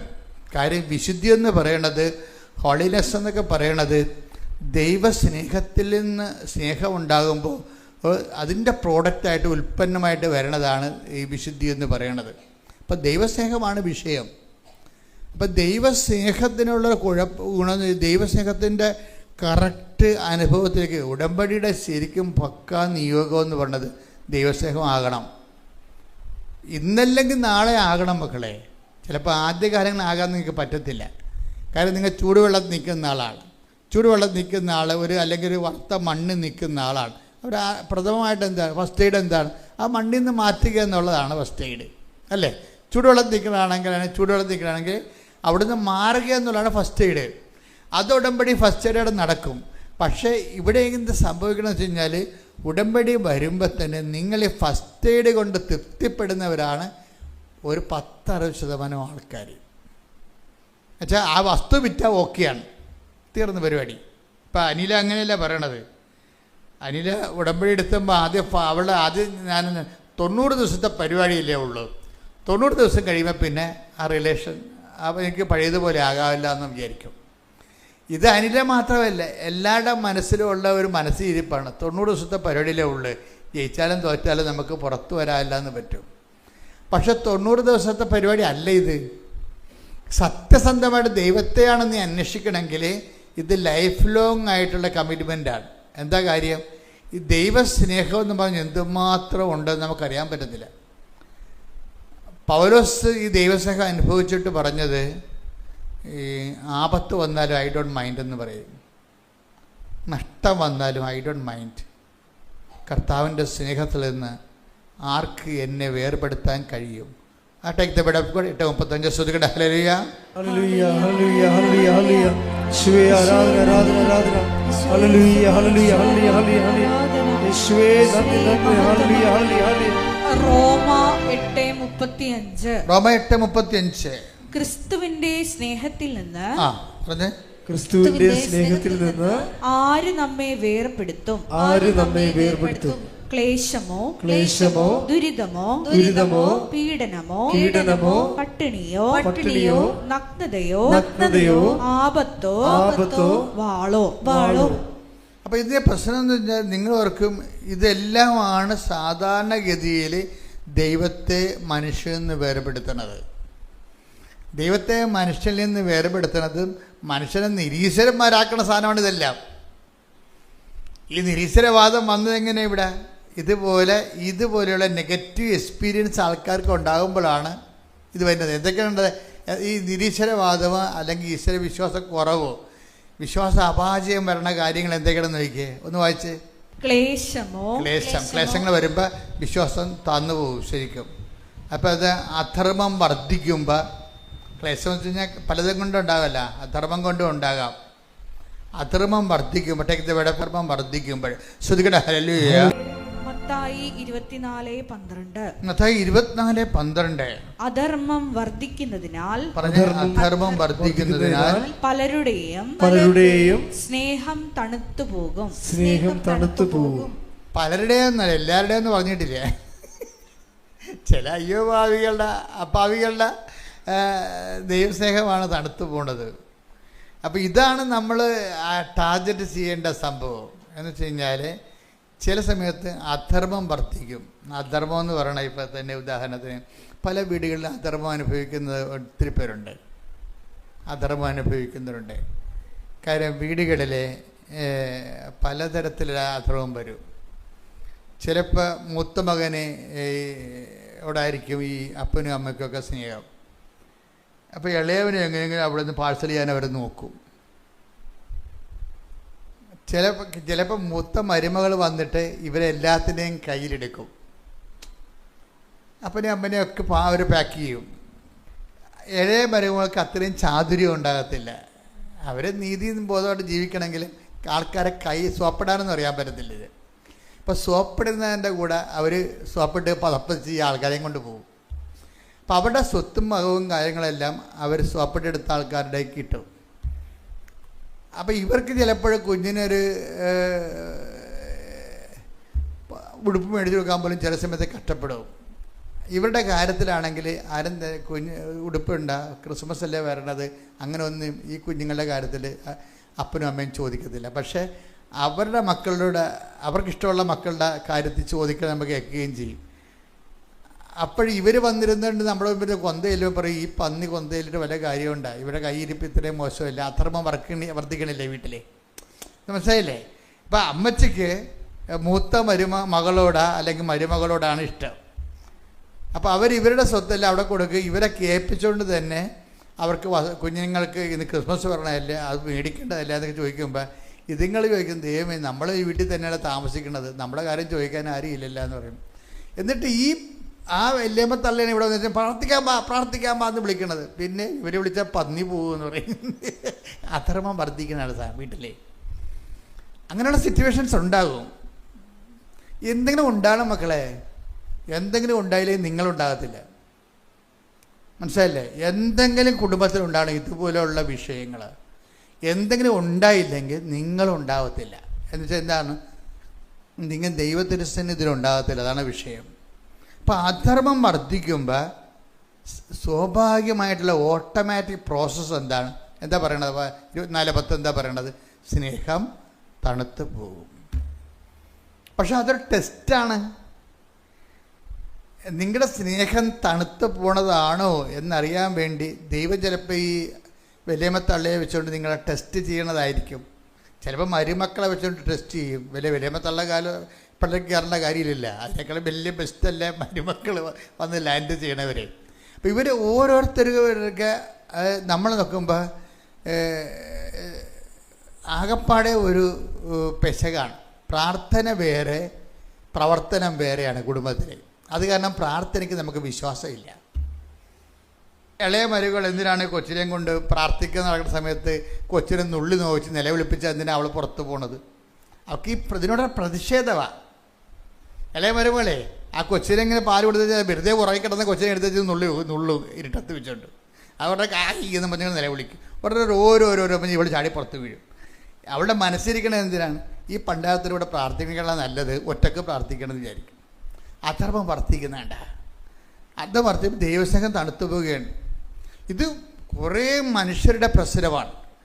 എന്ന് വെച്ചാൽ നിങ്ങളുടെ പല ദൈവസ്നേഹവും അളക്കണതും തൂക്കണതും അത് വെരിഫൈ ചെയ്യണതെല്ലാം വീട്ടിലുണ്ടാകുന്ന ചില ചിലർ ഇവരെന്തിനാ കുർബാന സ്വീകരിക്കണത്? ഇവർ വീട്ടിൽ വന്ന് കാണിക്കുന്ന കാട്ടായം കണ്ടു കഴിഞ്ഞാൽ ദൈവം പോലും ആ നാട്ടിൽ നിന്ന് ഓടിക്കളയെന്ന് പറയും. കാര്യം ശരിയാണ്. അതുകൊണ്ട് തന്നെയാണ് പല ആൾക്കാരുടെയും വിശ്വാസം തണുത്തു പോയിരിക്കുന്നത്. വീട്ടിൽ കാണിക്കുന്ന അപ്പം നിങ്ങൾ ഉടമ്പടിയിലാകുമ്പോൾ എപ്പോഴും വിഷയം എന്ന് വെച്ചാൽ ഉടമ്പടിയിലൊരു വാക്കുണ്ട്, യശ്രൂം. കഴിഞ്ഞ ദിവസങ്ങളിലെ ജോസ്നയുടെ സാക്ഷ്യങ്ങളാണത് ഞാൻ കണ്ടത്. ഞാൻ മുമ്പ് പറഞ്ഞ പോലെ മെഡിക്കലിൽ നിൽക്കുകയാണ്. ആദ്യത്തെ മെഡിക്കൽ പൊട്ടിപ്പോയി, നടുവ് വളഞ്ഞിരിക്കുകയാണ്, എല്ല് വളഞ്ഞിരിക്കുകയാണ്, പൊട്ടിപ്പോയി. ആ പൊട്ടിയ വളഞ്ഞ നടുവെല്ലും കൊണ്ട് തന്നെ വീണ്ടും മെഡിക്കലിൽ നിൽക്കുമ്പോൾ കർത്താവ് അവളോട് കുറേ വാക്കുകൾ പറയും. കർത്താവിനോട് അവൾ ആദ്യം പറയുന്നത് എന്താണെന്ന് വെച്ച് കഴിഞ്ഞാൽ, ജീസസ്, ഞാൻ എൻ്റെ ജീവിതത്തിൻ്റെ ഒരു ലാസ്റ്റ് ഓപ്ഷനിൽ നിൽക്കുകയാണ്. ചിലപ്പോൾ ഞാൻ കയറിപ്പോവും, ചിലപ്പോൾ ഞാൻ വീണു പോകും. ഒരു കാര്യം നമ്മളൊരു ധാരണ വേണം, ഞാൻ തോറ്റാലും വീണാലും നമ്മൾ തമ്മിലുള്ള സ്നേഹത്തിന് യാതൊരു ഉടച്ചിലും ഉണ്ടാകത്തില്ല, ഒരു പോറൽ പോലും ഏൽക്കത്തില്ലെന്ന് പറയും. അപ്പോഴുടനെ പരിശുദ്ധാത്മാവ് ഇവിടെ നാവിലേക്ക് പറയും, ഭയങ്കര ഒരു വചനം കൊടുക്കും. അഭിഷേക വചനമെന്ന് പറയും. അത് ഈ ജീവിതത്തിൽ 1-2 അഭിഷേക വചനങ്ങളെങ്കിലും നമുക്ക് കിട്ടണം. അത് അഭിഷേകം വെച്ച് കഴിഞ്ഞാൽ ഡേഞ്ചറസ് പോയിന്റിൽ ദൈവം നൽകുന്ന ഒരു കൈ ഇങ്ങനെ നീളുക. ഇപ്പം നമ്മൾ ചെളിയിൽ മുങ്ങിപ്പോവുകയാണെന്ന് വിചാരിച്ചോ, നമ്മുടെ ചുറ്റും ആരുമില്ല, അപ്പോഴാണ് ഒരു കൈ നീണ്ട് വന്നതെന്നുണ്ടെങ്കിൽ ആ കൈയൊക്കെ നമ്മൾ പിടിക്കത്തില്ലേ? അതുപോലെയാണ് ഈ അഭിഷേക വചനത്തിൻ്റെ സംഭവം. ഇവളുടെ സത്യസന്ധത ഡിക്ലെയർ ചെയ്ത്, എന്താണ്, എൻ്റെ നടുവെല്ല് വളഞ്ഞിരിക്കണമെന്ന് എനിക്കറിയാം, അപ്പം ഞാൻ മെഡിക്കലിന് തോക്കുമെന്ന് എനിക്കറിയാം. പക്ഷെ അങ്ങനെ തോറ്റാലും ഒരു കാര്യം സത്യമാണെന്ന് എനിക്കറിയാം, എന്താണ്, നമ്മളുടെ റിലേഷന് ഒരിക്കലും ഒരു ഉടച്ചിൽ വരുത്തില്ലെന്ന് പറയും. ഇത് വരുമ്പോൾ ഇവളെ കർത്താവ് യശ്രൂം എന്ന് വിളിക്കും. യശ്രൂം എന്താ അർത്ഥം? എന്താ? എന്നിട്ട് ഇവളോട് പണ്ട് ഇവൾ പഠിച്ച വചനം ആത്മാവ് തിരിച്ചു കൊണ്ടുവന്ന് കൊടുക്കും. എന്താ പറയണത്? അത് ഭയങ്കര രസമാണ് കേൾക്കാൻ. നിയമാവർത്തനത്തിൻ്റെ 33:26 എടുത്തേ. സ്തുതിയുടെ ഹല്ലേലൂയ, ഹല്ലേലൂയ, ഹല്ലേലൂയ, ഹല്ലേലൂയ. യേശുവേ നന്ദി. ഹല്ലേലൂയ, ഹല്ലേലൂയ, ഹല്ലേലൂയ. നിയമാവർത്തനം 33:26. യശ്രൂൺ, നിന്റെ ദൈവത്തെ പോലെ ആരുമില്ല. അതാണ് സംഭവം. ദൈവത്തിനൊന്നും അസാധ്യമല്ല എന്ന് പറയുന്നതിന് പകരം പറയണ യശ്രൂൺ, നിന്റെ ദൈവത്തെ പോലെ ആരുമില്ല. അതിങ്ങനെ പണ്ടെവിടെയോ അവൾ മനസ്സിൽ സൂക്ഷിച്ചൊരു സാധനം ഈ ഒരു ഡേഞ്ചറസ് ജംഗ്ഷനിൽ പരിശുദ്ധാത്മാവ് കൊണ്ടുവന്നൊരു കൈ പോലെ കൊടുക്കുകയും, യശ്രവും, നിൻ്റെ ദൈവത്തെ പോലെ ആരുമില്ലെന്ന് വെച്ചാൽ നീ ആരെയും ഭയപ്പെടേണ്ട കാര്യമില്ല. പിന്നെ അടുത്ത വചനം എന്താ? നിന്നെ സഹായിക്കാൻ നിന്നെ സഹായിക്കാൻ അവിടുന്ന് വിഹായസിലൂടെ മഹത്വപൂർണനായി മേഘത്തിന്മേൽ സഞ്ചരിക്കുന്നു. മേഘത്തിന്റെ ചിറകിന്മേൽ സഞ്ചരിക്കുന്നു. അപ്പൊ ദൈവത്തിന്റെ മഹത്വപൂർണനുമായ, ആരാധ്യനായ, അജയനായ, അശരൂഢനായ, മേഘസംവാഹകനായി കർത്താവ് വരികയാണ് ഇവളുടെ ജീവിതത്തിലോട്ട്. യശ്രോ, നിന്റെ ദൈവത്തെ പോലെ ആരുമില്ല. അപ്പം യശ്രോ എന്ന് വിളിക്കുന്നത് എന്താ കാര്യം? അതൊരു ഓമന പേരാശരിക്കും. യശ്രോ എന്ന് വെച്ച് കഴിഞ്ഞാൽ ഇസ്രയേലിനെ ദൈവം വിളിക്കണ ഓമന പേരാ എന്ന് വെച്ചാൽ അതിൻ്റെ അകത്ത് കുറേ അർത്ഥങ്ങളുണ്ട്. യേശുക്രിസ്തുവിൻ്റെ വരാനിരിക്കുന്ന യേശുക്രിസ്തുവിൻ്റെ വിശുദ്ധമായ രക്തത്തിൻ്റെ നീതീകരിക്കപ്പെടുകയും ആ വിശുദ്ധ രക്തത്തെ ഓർത്തുകൊണ്ട് നീ നിൻ്റെ ജീവിതത്തെ ക്രമീകരിക്കപ്പെടുകയും ചെയ്യുമ്പോൾ നീ ദൈവത്തിൻ്റെ ഒരു സ്പിരിച്വൽ പേറ്റൻ്റായി മാറുന്നു, ആത്മീയ സ്വത്തവകാശമായി മാറുന്നു. അത് ഭയങ്കര വല്ലാത്തൊരു കൺസെപ്റ്റാണ് യശ്രൂം. ബൈബിളിൽ 2 പ്രാവശ്യം ഈ വാക്ക് ഉപയോഗിച്ചിട്ടുള്ളൂ. എന്നുവെച്ച് കഴിഞ്ഞാൽ ഓരോ വ്യക്തികളിലും ദൈവം ഉദ്ദേശിക്കുന്നത് നീതീകരിക്കപ്പെട്ട ദൈവ പൈതൽ, നീതി പൈതൽ. അതാണ് ഞാൻ നീതി പൈതൽ എന്ന് തർജ്ജമ ചെയ്തത്. യശ്രൂം, നീതി പൈതൽ. നീതി പൈതൽ എന്ന് പറഞ്ഞാൽ കർത്താവിൻ്റെ വാഗ്ദാനങ്ങളും കർത്താവിൻ്റെ പദ്ധതികളും കർത്താവിൻ്റെ വഴി നടത്തലുകളും അത് നമുക്ക് തിന്മയും അതുപോലെ ക്ലേശങ്ങളും ഉണ്ടാക്കിയാലും പരിശുദ്ധ അമ്മയെപ്പോലെ അത് ദൈവസ്നേഹത്തിൽ നിറഞ്ഞ് ഹൃദയത്തെ സംഗ്രഹിച്ച് ഏതെല്ലാം ക്ലേശങ്ങളെ പോകുമ്പോഴും ആ ലെവല് ഡാമേജ് ആകാതെ നിർത്തുന്നതാണ് യശ്രൂം, നീതി പൈതൽ എന്ന് പറയുന്നത്. അതാണ് ഇവൾ പറയണത്. ഇവൾ ആദ്യം പറഞ്ഞ ഇതാണ്, എൻ്റെ നട്ടെല്ല് വളഞ്ഞതാണ്, ഞാൻ ഈ മെഡിക്കലിന് തോക്കും. അങ്ങനെ തോറ്റാലും നമ്മൾ തമ്മിലുള്ള സ്നേഹത്തിന് യാതൊരു പോറലും ഉണ്ടാകത്തില്ല. അപ്പോഴാണ് ദൈവം ഇവിടെ വിളിക്കണം യശ്രൂം. ഇതാണ് നീ. എന്താണ്? നീ നിൻ്റെ വിശ്വാസത്താൽ, ആ വിശ്വാസത്തിന് ഉത്ഭുതമാകുന്ന ദൈവസ്നേഹത്താൽ നീ എന്നെ, അതായത് ആ കൃപയിൽ നിലനിൽക്കാൻ വേണ്ടി നീ ലോകത്തെയും ജീവിതത്തെക്കാളും വലുതായി ദൈവത്തെ കാണുന്നൊരു വ്യക്തിയാണ് നീതി പൈതൽ എന്ന് പറയുന്നത്. ആ നീതി പൈതലാണ് പറയണത്. ഒരു പൗലോസ് അപ്പോസ്തലൻ നീതി പൈതലേക്ക് വരുന്ന ഒരു ദൂരമുണ്ട്. ശരിക്കും ഉടമ്പടിയുടെ ഫ്രൂട്ട്സ് എന്ന് പറയണത് ChatGPT, അതുപോലെ തന്നെ നമ്മൾ ഉപയോഗിക്കുന്ന പെർപ്ലക്സിറ്റി, അങ്ങനെയുള്ള ആപ്പുകളോട് ഞാൻ ചോദിച്ചു വാട്ട് ഈസ് യശ്രൂം എന്ന് ചോദിച്ചു. അപ്പോൾ യശ്രൂം എന്ന് ചോദിക്കുമ്പോൾ അവർ പറയും there is no direct connection between Jeshurun and covenant എന്ന് പറയും. വെച്ച് കഴിഞ്ഞാൽ ഉടമ്പടി എന്ന് പറയണതും യശ്രൂം തമ്മിൽ ബന്ധമില്ലെന്ന് പറയും. അപ്പോൾ പരിശുദ്ധാൻ പറയും യവന്മാർക്ക് അത്രയും അമ്മമാർ പഠിച്ചിട്ടില്ല, ബന്ധമുണ്ടെന്ന് പറയും. എന്താ കാര്യം? ഈ കവനൻ്റ് പോണത് യശ്രൂമിലേക്കാണ് പോണത്. കവനൻ്റിലേക്ക് എന്താ വിളിച്ചിരിക്കണത്? അതായത് നമ്മൾ ഓരോരോ കാര്യങ്ങൾ, നമ്മുടെ ജീവിതത്തിൻ്റെ സമ്മർദ്ദങ്ങൾ കാരണം കർത്താവിൻ്റെ തിരുസ്ഥാനിൽ കണ്ണീരിൻ്റെ കഥകൾ എഴുതി വെച്ചിരിക്കുകയാണ്. ഇതെല്ലാം എനിക്ക് നിക്കക്കള്ളിയില്ല, എനിക്ക് മുന്നോട്ട് പോകണമെങ്കിൽ ഇതിന് സമാധാനം ഉണ്ടാക്കാതെ എനിക്ക് മുന്നോട്ട് പോകാൻ പറ്റത്തില്ല എന്ന് പറയും. അപ്പോഴുണ്ട് ഇവിടെ ഈ ജസിനെ പോലെയുള്ള ആൾക്കാരൊന്നും പറയണം ഇതൊക്കെയാണ് ശരിയാണ്, പക്ഷേ എനിക്ക് എൻ്റെ പ്രശ്നം നീയാണെന്ന് പറയും. അതാണ് പ്രശ്നം. അതാണ് യശ്രൂമാകണത്. ഇതൊക്കെ ശരിയാണ്, എനിക്കിനി അടി ഒരു മുന്നോട്ട് പോകണമെങ്കിൽ എൻ്റെ നടുവ് നിവർത്തി തരാതെ എനിക്ക് ജീവിക്കാൻ പറ്റത്തില്ല. പക്ഷേ ഇനി നടുവ് നിവർത്തി തന്നില്ലെങ്കിലും ഞാൻ നീയും തമ്മിലുള്ള ബന്ധത്തിന് അതിൻ്റെ പേരിൽ വിശ്വാസത്തിനോ പ്രാർത്ഥനാ ജീവിതത്തിനോ വിശുദ്ധ ജീവിതത്തിനോ ഒരു പോറലോ ഉണ്ടാകത്തില്ല. ഉടനെ പരിശുദ്ധാത്മ പറയും യശ്രൂം, നിൻ്റെ ദൈവം നിന്നെ രക്ഷിക്കാൻ വേണ്ടി വാനമേഘങ്ങളിൽ മേഘത്തെ ചിറയാക്കിക്കൊണ്ട് ഇതാ കടന്നു വരുന്നു എന്ന് പറയും. എന്നിട്ട് അത് ആ വചനം കിട്ടിയോടെ ഇവിടെ ഇടക്കിടക്ക് ഇത് പറയാൻ തുടങ്ങും. പിന്നെ ഇവിടെ ഇത് വെച്ച് പ്രാർത്ഥിക്കാൻ തുടങ്ങും. എന്താ? കർത്താവിൻ്റെ വരവ് ഇവളുടെ വിശ്വാസത്തിൻ്റെ പ്രഖ്യാപനത്തിലൂടെ അത് ത്വരിതപ്പെടുത്തുകയാണ്. കർത്താവിൻ്റെ വരവിനെക്കുറിച്ച് പറയുമ്പോഴെല്ലാം ഈശോ പറയണത് വിശ്വാസത്തെക്കുറിച്ചാണ് പറയണത്. എങ്കിലും മനുഷ്യപുത്രൻ വരുമ്പോൾ വിശ്വാസം കണ്ടെത്തുമെന്ന് ചോദിക്കില്ല. Take the word of God. സ്തുതിക്കട്ടെ. ഹല്ലേലൂയ, ഹല്ലേലൂയ, ഹല്ലേലൂയ, ഹല്ലേലൂയ. ലൂക്ക 18:8. ലുക്ക 18:8. എങ്കിലും മനുഷ്യപുത്രൻ വരുമ്പോൾ ഭൂമിയിൽ വിശ്വാസം കണ്ടെത്തുമോ? അത് വിഷയം അത് എന്ത് വിശ്വാസമാണ്? ഇപ്പം 18:8 ഉടമ്പടിയിൽ ഉപയോഗിക്കുന്ന ഈ റിഫൈൻഡ് ഫെയ്ത്താണ് ഉദ്ദേശിക്കുന്നത്. ഉടമ്പടിയിൽ ഉപയോഗിക്കുന്ന റോ ഫെയ്ത്ത് അല്ല. ഫെയ്ത്തിൽ തന്നെ റോ ഫെയ്ത്ത് ഉണ്ട്, റിഫൈൻഡ് ഫെയ്ത്ത് ഉണ്ട്.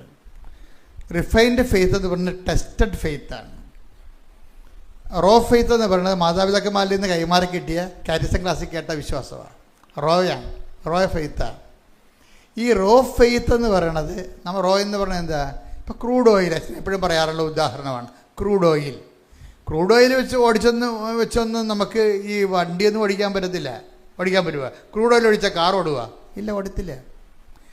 അതിനെ ശുദ്ധീകരിച്ചിട്ട് അതിൻ്റെ ഡീസലോ പെട്രോളോ ആക്കി മാറ്റിയാൽ മാത്രമേ അത് റിഫൈൻഡ് ആക്കണം. ഓയിൽ റിഫൈനറി എന്നല്ലേ പറയുന്നത്, റിഫൈനറി. ഇതുപോലെ ഫെയ്ത്ത് റിഫൈനറി ഉണ്ട്. ആ സർവൈവ്ഡ് ആയിട്ടുള്ള ഫെയ്ത്ത് റിഫൈനറി എന്ന് വെച്ച് കഴിഞ്ഞാൽ ഇപ്പം മാതാപിതാക്കന്മാരിൽ നമുക്ക് വിശ്വാസം കിട്ടും. അവർ കത്തോലിക്കരായതും ക്രിസ്ത്യാനികളായതുകൊണ്ട് നമ്മളും ക്രിസ്ത്യാനികളായി പോകും. അത് റോ ഫെയ്ത്ത് എന്ന് പറയും. ആ ഫെയ്ത്ത് പ്രാക്ടീസ് ചെയ്താൽ നമുക്ക് നിത്യരക്ഷ ഓക്കെയാണ്. പക്ഷെ ആർജിത കൃപയ്ക്ക് സഹായകരമല്ല. ട്രഡീഷണൽ ഫെയ്ത്ത്, റോ ഫെയ്ത്ത് ആർജിത കൃപയ്ക്ക്. ആർജിത കൃപയെന്ന് പറയുന്നത് നമ്മുടെ അക്കൗണ്ടിൽ ആർജിക്കുന്ന കൃപയാണ്. ആർജിക്കുന്ന കൃപയെന്ന് പറയുമ്പോൾ അവിടെ ഉപയോഗിക്കുന്നത് റിഫൈൻഡ് ഫെയ്ത്താണ്. റിഫൈൻഡ് ഫെയ്ത്ത് എന്ന് പറഞ്ഞാൽ എന്താണ്? അഗ്നി പരീക്ഷകളെ അതിജീവിച്ച വിശ്വാസം. അതാണ് റിഫൈൻഡ് ഫെയ്ത്ത്, അതിജീവിത വിശ്വാസം. Take the word of God. സ്തുതിക്കട്ടെ. ഹല്ലേലൂയ, ഹല്ലേലൂയ, ഹല്ലേലൂയ, ഹല്ലേലൂയ, ഹല്ലേലൂയ. യേശുവേ നന്ദി. ഹല്ലേലൂയ, ഹല്ലേലൂയ. യേശുവേ ആരാധന, ആരാധന, ആരാധന. 1 പത്രോസ് 1:7. 1 പത്രോസ് 1:7. കാരണം അഗ്നിശോധനയെ അതിജീവിക്കുന്ന. അതാണ് കേട്ടാ പറഞ്ഞ അഗ്നിശോധന വരണം കണ്ടില്ലേ? അല്ല, മാതാപിതാക്കന്മാരിൽ നിന്ന് പാരമ്പര്യ വിശ്വാസം കിട്ടിയാൽ അത് റോ ഫെയ്ത്താ. ഇനി ഇതിന് എന്ത് ചെയ്യണം? അഗ്നിശോധനകളാണ്, വേറെ മാർഗമൊന്നുമില്ല.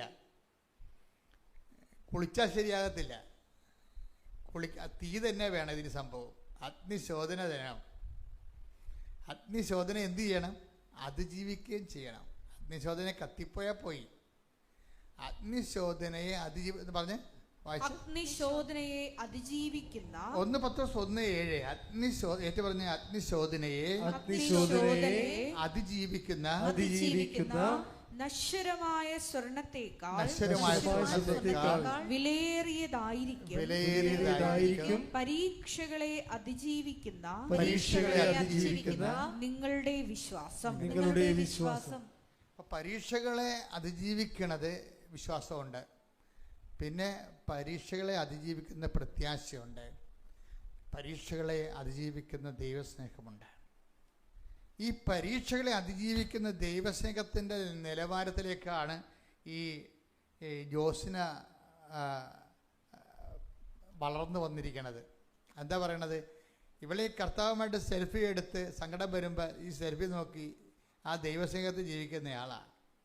അപ്പോൾ അവൾ നേരത്തെ പറയുകയാണ്, എങ്ങാനും ഞാൻ എൻ്റെ നട്ടിൽ വളഞ്ഞിരിക്കണ കാരണം എനിക്ക് മെഡിക്കൽ ടെസ്റ്റ് കിട്ടിയില്ലെങ്കിൽ പറഞ്ഞ് ഞാൻ എൻ്റെ പേരിൽ നിൻ്റെ അടുത്ത് വാക്കിടാനോ വഴക്കുണ്ടാക്കാനോ പ്രാർത്ഥന കുറക്കാനോ ഒന്നും ഞാൻ തയ്യാറല്ല. അത് നേരത്തെ പറയണം. അതാണ് വിഷയം. മുൻകൂർ നടന്നിട്ട് പറയണം, നേരത്തെ പറയുകയാണ്. ജാമ്യം എടുക്കുകയാണ് ശരിക്കും പറഞ്ഞാൽ. എന്ന് വെച്ച് കഴിഞ്ഞാൽ ഈ മെഡിക്കലിന് തോക്കണത് കർത്താവിൻ്റെ സ്നേഹത്തിൽ നിന്ന് എന്നെ പിന്തിരിപ്പിക്കത്തില്ല. അതാണ് ഈ അതിജീവിത ദൈവസ്നേഹം എന്ന് പറയണത്. അതായത് നമ്മൾക്ക് എന്തെങ്കിലും പല ആൾക്കാരുടെയും വിശ്വാസത്തെയും ദൈവസ്നേഹത്തെയും ഒന്നും ദൈവം അംഗീകരിക്കണില്ല. അതാണ് ഏറ്റവും വലിയ പ്രശ്നം. ദൈവം ഈ റോ ഫെയ്ത്ത് ആണെങ്കിൽ ഇപ്പം അപ്പന്മാരിൽ നിന്ന് കിട്ടിയ വിശ്വാസമാണ്, അല്ലെങ്കിൽ പള്ളിയിൽ നിന്ന് കരിസ്റ്റിൽ കിട്ടിയ വിശ്വാസമാണെങ്കിൽ ദൈവം പറയും ഇറ്റ്സ് ഓക്കെ, അത് നിനക്ക് അതിൻ്റെ അകത്ത് മുതൽ മുടക്കമൊന്നും ഇല്ലല്ലോ എന്ന് പറയും. വാട്ട് ഈസ് യുവർ ഇൻവെസ്റ്റ്മെൻ്റ് എന്ന് ചോദിക്കും. അത് ഭയങ്കര ചോദ്യമാണ്. അപ്പൻ്റെയൊക്കെ കിട്ടിയ വിശ്വാസമാണെന്ന് പറയുമ്പോൾ ദൈവം ചോദിക്കും വാട്ട് ഈസ് യുവർ ഇൻവെസ്റ്റ്മെൻറ്റ്. അപ്പോൾ നമ്മൾ പറയും ബബ്ബ ജബ ജബ, ഒരു സാധനം ഇല്ല എൻ്റെ അകത്ത്. അത് ഭയങ്കര ഗതികെട്ട ജീവിതമാണ്. നീ ഒരു 10ാം ക്ലാസ് കഴിഞ്ഞിട്ടും ഈ വിശ്വാസം കൊണ്ട് അപ്പനുണ്ടാക്കിയ വിശ്വാസം മാത്രമേ ഉള്ളെന്നുണ്ടെങ്കിൽ നിനക്ക് ഇനി അടുത്ത ടെസ്റ്റൊന്നും എഴുതാൻ പറ്റത്തില്ല. You are not eligible. അതാണ് വിഷയം. കാര്യം 15 വയസ്സ് വരെയൊക്കെ ഓക്കെയാണ്. 12 വയസ്സാണ് സുവിശേഷത്തിൻ്റെ വയസ്സെന്ന് പറയണത്. കർത്താവ് തർക്കിക്കാൻ പോയത് എന്നാണ് 12 വയസ്സിലല്ലേ. അപ്പം 12 വയസ്സാണ് ഇതിൻ്റെ അകത്ത് ഈ അപ്പൻ്റെ അമ്മയുടെ വിശ്വാസം സൂക്ഷിക്കാൻ പറ്റുന്നൊരു കാലം. 13ാം വയസ്സിൽ നീ കയറിക്കഴിഞ്ഞാൽ സ്വന്തം വിശ്വാസം വെക്കേണ്ടി വരും. നീ പ്രാർത്ഥിക്കുക, പറയും നിൻ്റെ വിശ്വാസം വെക്കാൻ പറയും. എൻ്റെ വിശ്വാസം ഒന്നും ആയില്ലെന്ന് പറയും. എന്താ കാര്യം? അതായത് നിൻ്റെ വിശ്വാസം നിനക്ക് വേണമെങ്കിൽ 1ാം ക്ലാസ് മുതൽ വെക്കാവുന്നേ ഉള്ളൂ. കാര്യം 1ാം ക്ലാസ്സിൽ നിൻ്റെ അടുത്തിരുന്ന് പരീക്ഷ എഴുതുന്ന കുഞ്ഞിനെ നിന്നേക്കാൾ നീ പഠിച്ചിട്ടും അത്രയും മാർക്ക് എത്താൻ കഴിഞ്ഞില്ലെങ്കിൽ അവൻ നിന്നെ 1 മാർക്ക് വെച്ച് നിന്നെ ആക്കാൻ നോക്കുകയും നിൻ്റെ ക്ലാസ് ടീച്ചർ ചിലപ്പോൾ നിന്നെ ഇഡിയറ്റ് ബസ്റ്റാർഡെന്നൊക്കെ പിടിക്കും മാർക്ക് കുറയുമ്പോൾ. അവരുടെ പ്രശ്നം എന്ന് വെച്ച് കഴിഞ്ഞാൽ അവിടെ ക്ലാസ്സിലൊരു 90% മാർക്കുള്ള 5 പിള്ളേരുടെ കൂട്ടത്തിൽ നിന്നെ അവരിപ്പോൾ എടുത്തിട്ടുണ്ട്. നീ അത് വരാൻ പറ്റാത്തതുകൊണ്ടാണ് അവർ തോന്നിയ മാസം വിളിക്കണത്. അവിടെ ഉള്ളിലൊരു സ്നേഹവും ഒരു കരുതലുമൊക്കെ ഉണ്ട്. പക്ഷെ അത് അവർ പ്രകടിപ്പിക്കണ തക്ക വിളിച്ചുകൊണ്ടായിരിക്കും. അത് നമുക്കറിയാൻ പറ്റത്തില്ല. അപ്പോൾ അതുകൊണ്ട് തന്നെ ഈ വിഷയം നമ്മൾ 1-2 ക്ലാസ്സിനെ എവിടെയെങ്കിലും തോറ്റാലും എൻ്റെ മക്കൾ ഏറ്റവും വലിയ പ്രശ്നമെന്ന് പറയണത് ഒരു ഇൻസിഡൻ്റ് അനന്തരമായിട്ടുള്ള ആത്മീയത, ഒരു വിഷയാനന്തരാധ്യായ ഇപ്പം വിഷയാനന്തര ആധ്യാത്മികത ഒരു പ്രധാനപ്പെട്ട വിഷയമാണ്. അത് പ്രത്യേകിച്ച് ഒരു നെഗറ്റീവ് ഇൻസിഡൻറ്റ് നിങ്ങളുടെ ജീവിതത്തിൽ സംഭവിച്ചതിന് ശേഷം അവശേഷിക്കുന്ന നിങ്ങളുടെ അപ്പൻ മരിച്ചു അല്ലെങ്കിൽ അമ്മ മരിച്ചു. ഇതൊക്കെ നേരത്തെ നിങ്ങളെ അപ്പനും അമ്മയും നമുക്ക് ആവട്ടെ തന്നെ വിളിച്ചിട്ട് കാര്യമൊന്നുമില്ല. ആദ്യമേ തന്നെ ബോധവും ബുദ്ധിയുള്ളപ്പോൾ തന്നെ നിങ്ങൾ മനസ്സിലാക്കണം, ഈ ആൾക്കാരെല്ലാവരും ഇന്നല്ലെങ്കിൽ നാളെ ഗുഡ് ബൈ പറഞ്ഞ് പിരിയേണ്ടതാണ്. അത് ക്ലിയർ ആദ്യമേ ചിന്തിക്കണം നമ്മൾ. ഇപ്പം ഞാൻ എൻ്റെ അപ്പനും അമ്മയും കൂടി ഇരിക്കുന്ന സമയത്ത് ഞങ്ങൾ ഭയങ്കരമായ ഒരു വിഷമ കാലത്ത് ജീവിക്കുകയാണ്. അപ്പം ഞാനപ്പം 4ാം ക്ലാസ്സിൽ പഠിക്കുകയാണ്. അപ്പോൾ അപ്പനും അമ്മയും ഉണ്ട് കൂടെ. അപ്പോൾ ഞാൻ പറയും നമുക്ക്, അപ്പോൾ അന്ന് ഞങ്ങൾക്ക് നല്ല വീടൊന്നുമില്ല. അപ്പോൾ ഞാൻ പറയും സാരമില്ല, ഞാൻ വലുതാകുമ്പോൾ നിങ്ങൾക്ക് സിമിത്തേരി നല്ല വീട് കെട്ടിത്തരാമെന്ന് പറയും. എന്നിട്ട് അപ്പനത് ഒരു 4-5 കൊല്ലം പറഞ്ഞുകൊണ്ടിരിക്കണം. ഇപ്പം പറഞ്ഞു കേട്ടല്ലേ എനിക്ക് സിമിത്തേരി വീട് കെട്ടാമെന്ന് പറഞ്ഞിരിക്കണമെന്ന്. പക്ഷേ എനിക്കും ഈ ആൾക്കാർ മരിക്കുന്നതിനെക്കുറിച്ച് ഐഡിയ ഉണ്ടായിരുന്നു. അപ്പോൾ അതുപോലെ തന്നെ സംഭവിച്ചു. 10ാം ക്ലാസ് ആകുമ്പോൾ തന്നെ അപ്പം മരിച്ചുപോയി. നിങ്ങൾ പല ആൾക്കാരും ഇങ്ങനെ ആരെങ്കിലും പ്രിയപ്പെട്ടവർ പിരിഞ്ഞു പോയിട്ടുണ്ടെങ്കിൽ ആ കാര്യവും പറഞ്ഞുകൊണ്ട് പിന്നെ കണ്ണീര് ഒലിപ്പിച്ചുകൊണ്ട് ജീവിതകാലം മുഴുവൻ നടക്കും. ഈ ഒരു സാധനത്തെ നിർത്തി കത്തിക്കും ദൈവം. കാര്യം എന്താണെന്ന് വെച്ചാൽ വിഷയം അതായത് ഈ വന്നു കയറിയ ആൾക്കാർ എപ്പോഴായാലും ഇറങ്ങിപ്പോകും. ഒരു സംശയമില്ല അതിൻ്റെ അകത്ത്. ഇതിനകത്ത് വരുന്ന വിഷയം എന്ന് പറയുന്നത് എല്ലാ കാര്യവും അങ്ങനെയാണ്. സൗന്ദര്യം കുറച്ച് കഴിയുമ്പോൾ ഇറങ്ങിപ്പോവും. എന്തെല്ലാം ആർജിച്ചിട്ടുണ്ടോ അതെല്ലാം ഇറങ്ങിപ്പോവും. നമ്മൾ എങ്ങനെ പിടിച്ചു വെച്ചാലും ഇറങ്ങിപ്പോവും. അപ്പം അതുകൊണ്ട് ഈ സാധനം ഇറങ്ങിപ്പോകുന്ന ആദ്യമേ നമ്മൾ കൗണ്ട് ചെയ്താൽ പ്രശ്നം തീർന്ന്. വന്നവരെല്ലാം പോകേണ്ടവരാണെന്ന്, വന്നതെല്ലാം പോകേണ്ടതാണെന്ന് ഒരു ധാരണ ഉണ്ടാകണം. അതിൻ്റെ പേരിൽ ദൈവത്തിൻ്റെ മേക്കെട്ട് കയറരുത്. കുറേ പന്നികളുടെ സ്ഥിരം ബിസിനസ് ഇതാണ്. എന്തെങ്കിലും ഇടറുണ്ടായാൽ ഉടനെ പ്രാർത്ഥന മുടക്കും, ഉടനെ പള്ളിപ്പോക്ക് മുടക്കും, ഉടനെ കുമ്പസാരം മുടക്കും, ഉടനെ കുർബാന മുടക്കും. അപ്പം തോറ്റില്ലേ നമ്മൾ? ദൈവം എന്താണ് കൊതിക്കണത് നിങ്ങൾക്കറിയാവോ? ദൈവം കൊതിക്കണത് ഇത് കഴിഞ്ഞിട്ട് എന്താണ് പെർസിസ്റ്റ് ചെയ്തിരിക്കണത്. ഈ ശോധന കഴിഞ്ഞതിന് ശേഷം, ഈ പരീക്ഷണം കഴിഞ്ഞതിന് ശേഷം അതിജീവിച്ചിരിക്കണത് എന്താണെന്ന് നോക്കും. എൻ്റെ ദൈവവേദന അതിൽ ഒത്തിരി ആൾക്കാരും. അതുകൊണ്ടാണ് ഈശോ ചോദിക്കണത്, മനുഷ്യപുത്രൻ വരുമ്പോൾ ഭൂമിയിൽ വിശ്വാസം കണ്ടെത്തുമോ? അപ്പോൾ ഈ കണ്ട ആൾക്കാരെല്ലാം കൂടി തർജ്ജമ ചെയ്ത് വെച്ചിരിക്കണതും വ്യാഖ്യാനിച്ചിരിക്കണതും ഈ പറഞ്ഞ അന്ത്യകാലങ്ങളിൽ കർത്താവ് വരണ കാര്യം. അന്ത്യകാലങ്ങൾ വരണ മാത്രമല്ല, ദൈവം നമ്മുടെ ജീവിതത്തിലേക്ക് വരുന്നതിന് മുമ്പ് ആദ്യം ടെസ്റ്റ് ചെയ്യണത് വിശ്വാസമായിരിക്കും. ദൈവം എങ്ങനെയും വരാമല്ലോ ദൈവത്തിന്. നിനക്കൊരു പ്രൊമോഷൻ തന്നുകൊണ്ട് നിനക്ക് ദൈവത്തിന് വരാം. നിനക്ക് തരാനുള്ള പ്രൊമോഷൻ കളഞ്ഞുകൊണ്ടും ദൈവത്തിന് വരാം. അതുകൊണ്ടാണ് അവൾ അങ്ങനെ പറയണത്, ജോസ്ന അങ്ങനെ പറയണത്. ഞാൻ വളഞ്ഞ നട്ടലുമായിട്ടാണ് ഞാൻ ടെസ്റ്റിംഗ് കഴിഞ്ഞ് ഇറങ്ങണമെങ്കിലും നമ്മൾ തമ്മിലുള്ള സ്നേഹത്തിന് യാതൊരു കുഴപ്പമുണ്ടാകത്തില്ലെന്ന് പറയും. എന്താണ് ആ വിശ്വാസം, ആ സ്നേഹം? അതുപോലെ തന്നെ കാര്യം എൻ്റെ സ്നേഹം, നമ്മളുള്ള സ്നേഹം എൻ്റെ വളഞ്ഞ നട്ടലിൽ അടിസ്ഥാനപ്പെടുത്തിയല്ലേ ഇരിക്കണത്. അത് നമ്മൾ തമ്മിലുള്ള ആന്തരികമായ ബന്ധമാണത്. ഇതാണ് അതിജീവിത വിശ്വാസം എന്ന് പറയണത്. എൻ്റെ ദൈവത്തിൽ ഇതുപോലെ ഇപ്പം എന്താ സംഭവം എന്നറിയാമോ? ഉള്ള എക്സ്റേ മുഴുവനും ഇങ്ങനെ വളഞ്ഞ നട്ടലുമായിട്ട് ഇരിക്കുകയാണ്. എന്നിട്ട് 2 റിജക്റ്റായി. മൂന്നാമത്തെ കയറാൻ പോകുമ്പോഴാണ് ഈ ഡയലോഗ് ഫിറ്റ് ചെയ്യണത്. പക്ഷേ ഇവിടെ ഇറങ്ങി വരുമ്പോഴുണ്ടല്ല നട്ടല് നേരെയാകും. അതാണ് ഞാൻ പറഞ്ഞൊരു കാര്യം. ദൈവത്തിനൊന്നും അസാധ്യമല്ല. പക്ഷേ ഇവൾക്ക് പരിശുദ്ധാത്മാവിൻ്റെ ജ്ഞാനമുണ്ട്. ഇവൾ ഈ ഡയലോഗ് ആദ്യമേ പറഞ്ഞപ്പോൾ തന്നെ സംഗതി അവൾ ജയിച്ചു. അവിടെ വളഞ്ഞ നട്ടല് നേരെയായി. എന്താ കാര്യം? ഈ വിഷയത്തിൻ്റെ പേരിൽ എൻ്റെ നട്ടല് വളഞ്ഞിരുന്നാൽ പോലും നമ്മളുടെ സ്നേഹത്തിന് യാതൊരു കുഴപ്പമുണ്ടാകത്തില്ലെന്ന്. അപ്പോൾ ഉടനെ എന്താ പറയുക? യഷ് റൂം എന്ന് വിളിക്കും. യഷ് റൂം, ഇതാണ് യഷ് റൂം. എന്താ കാര്യം? എന്താ?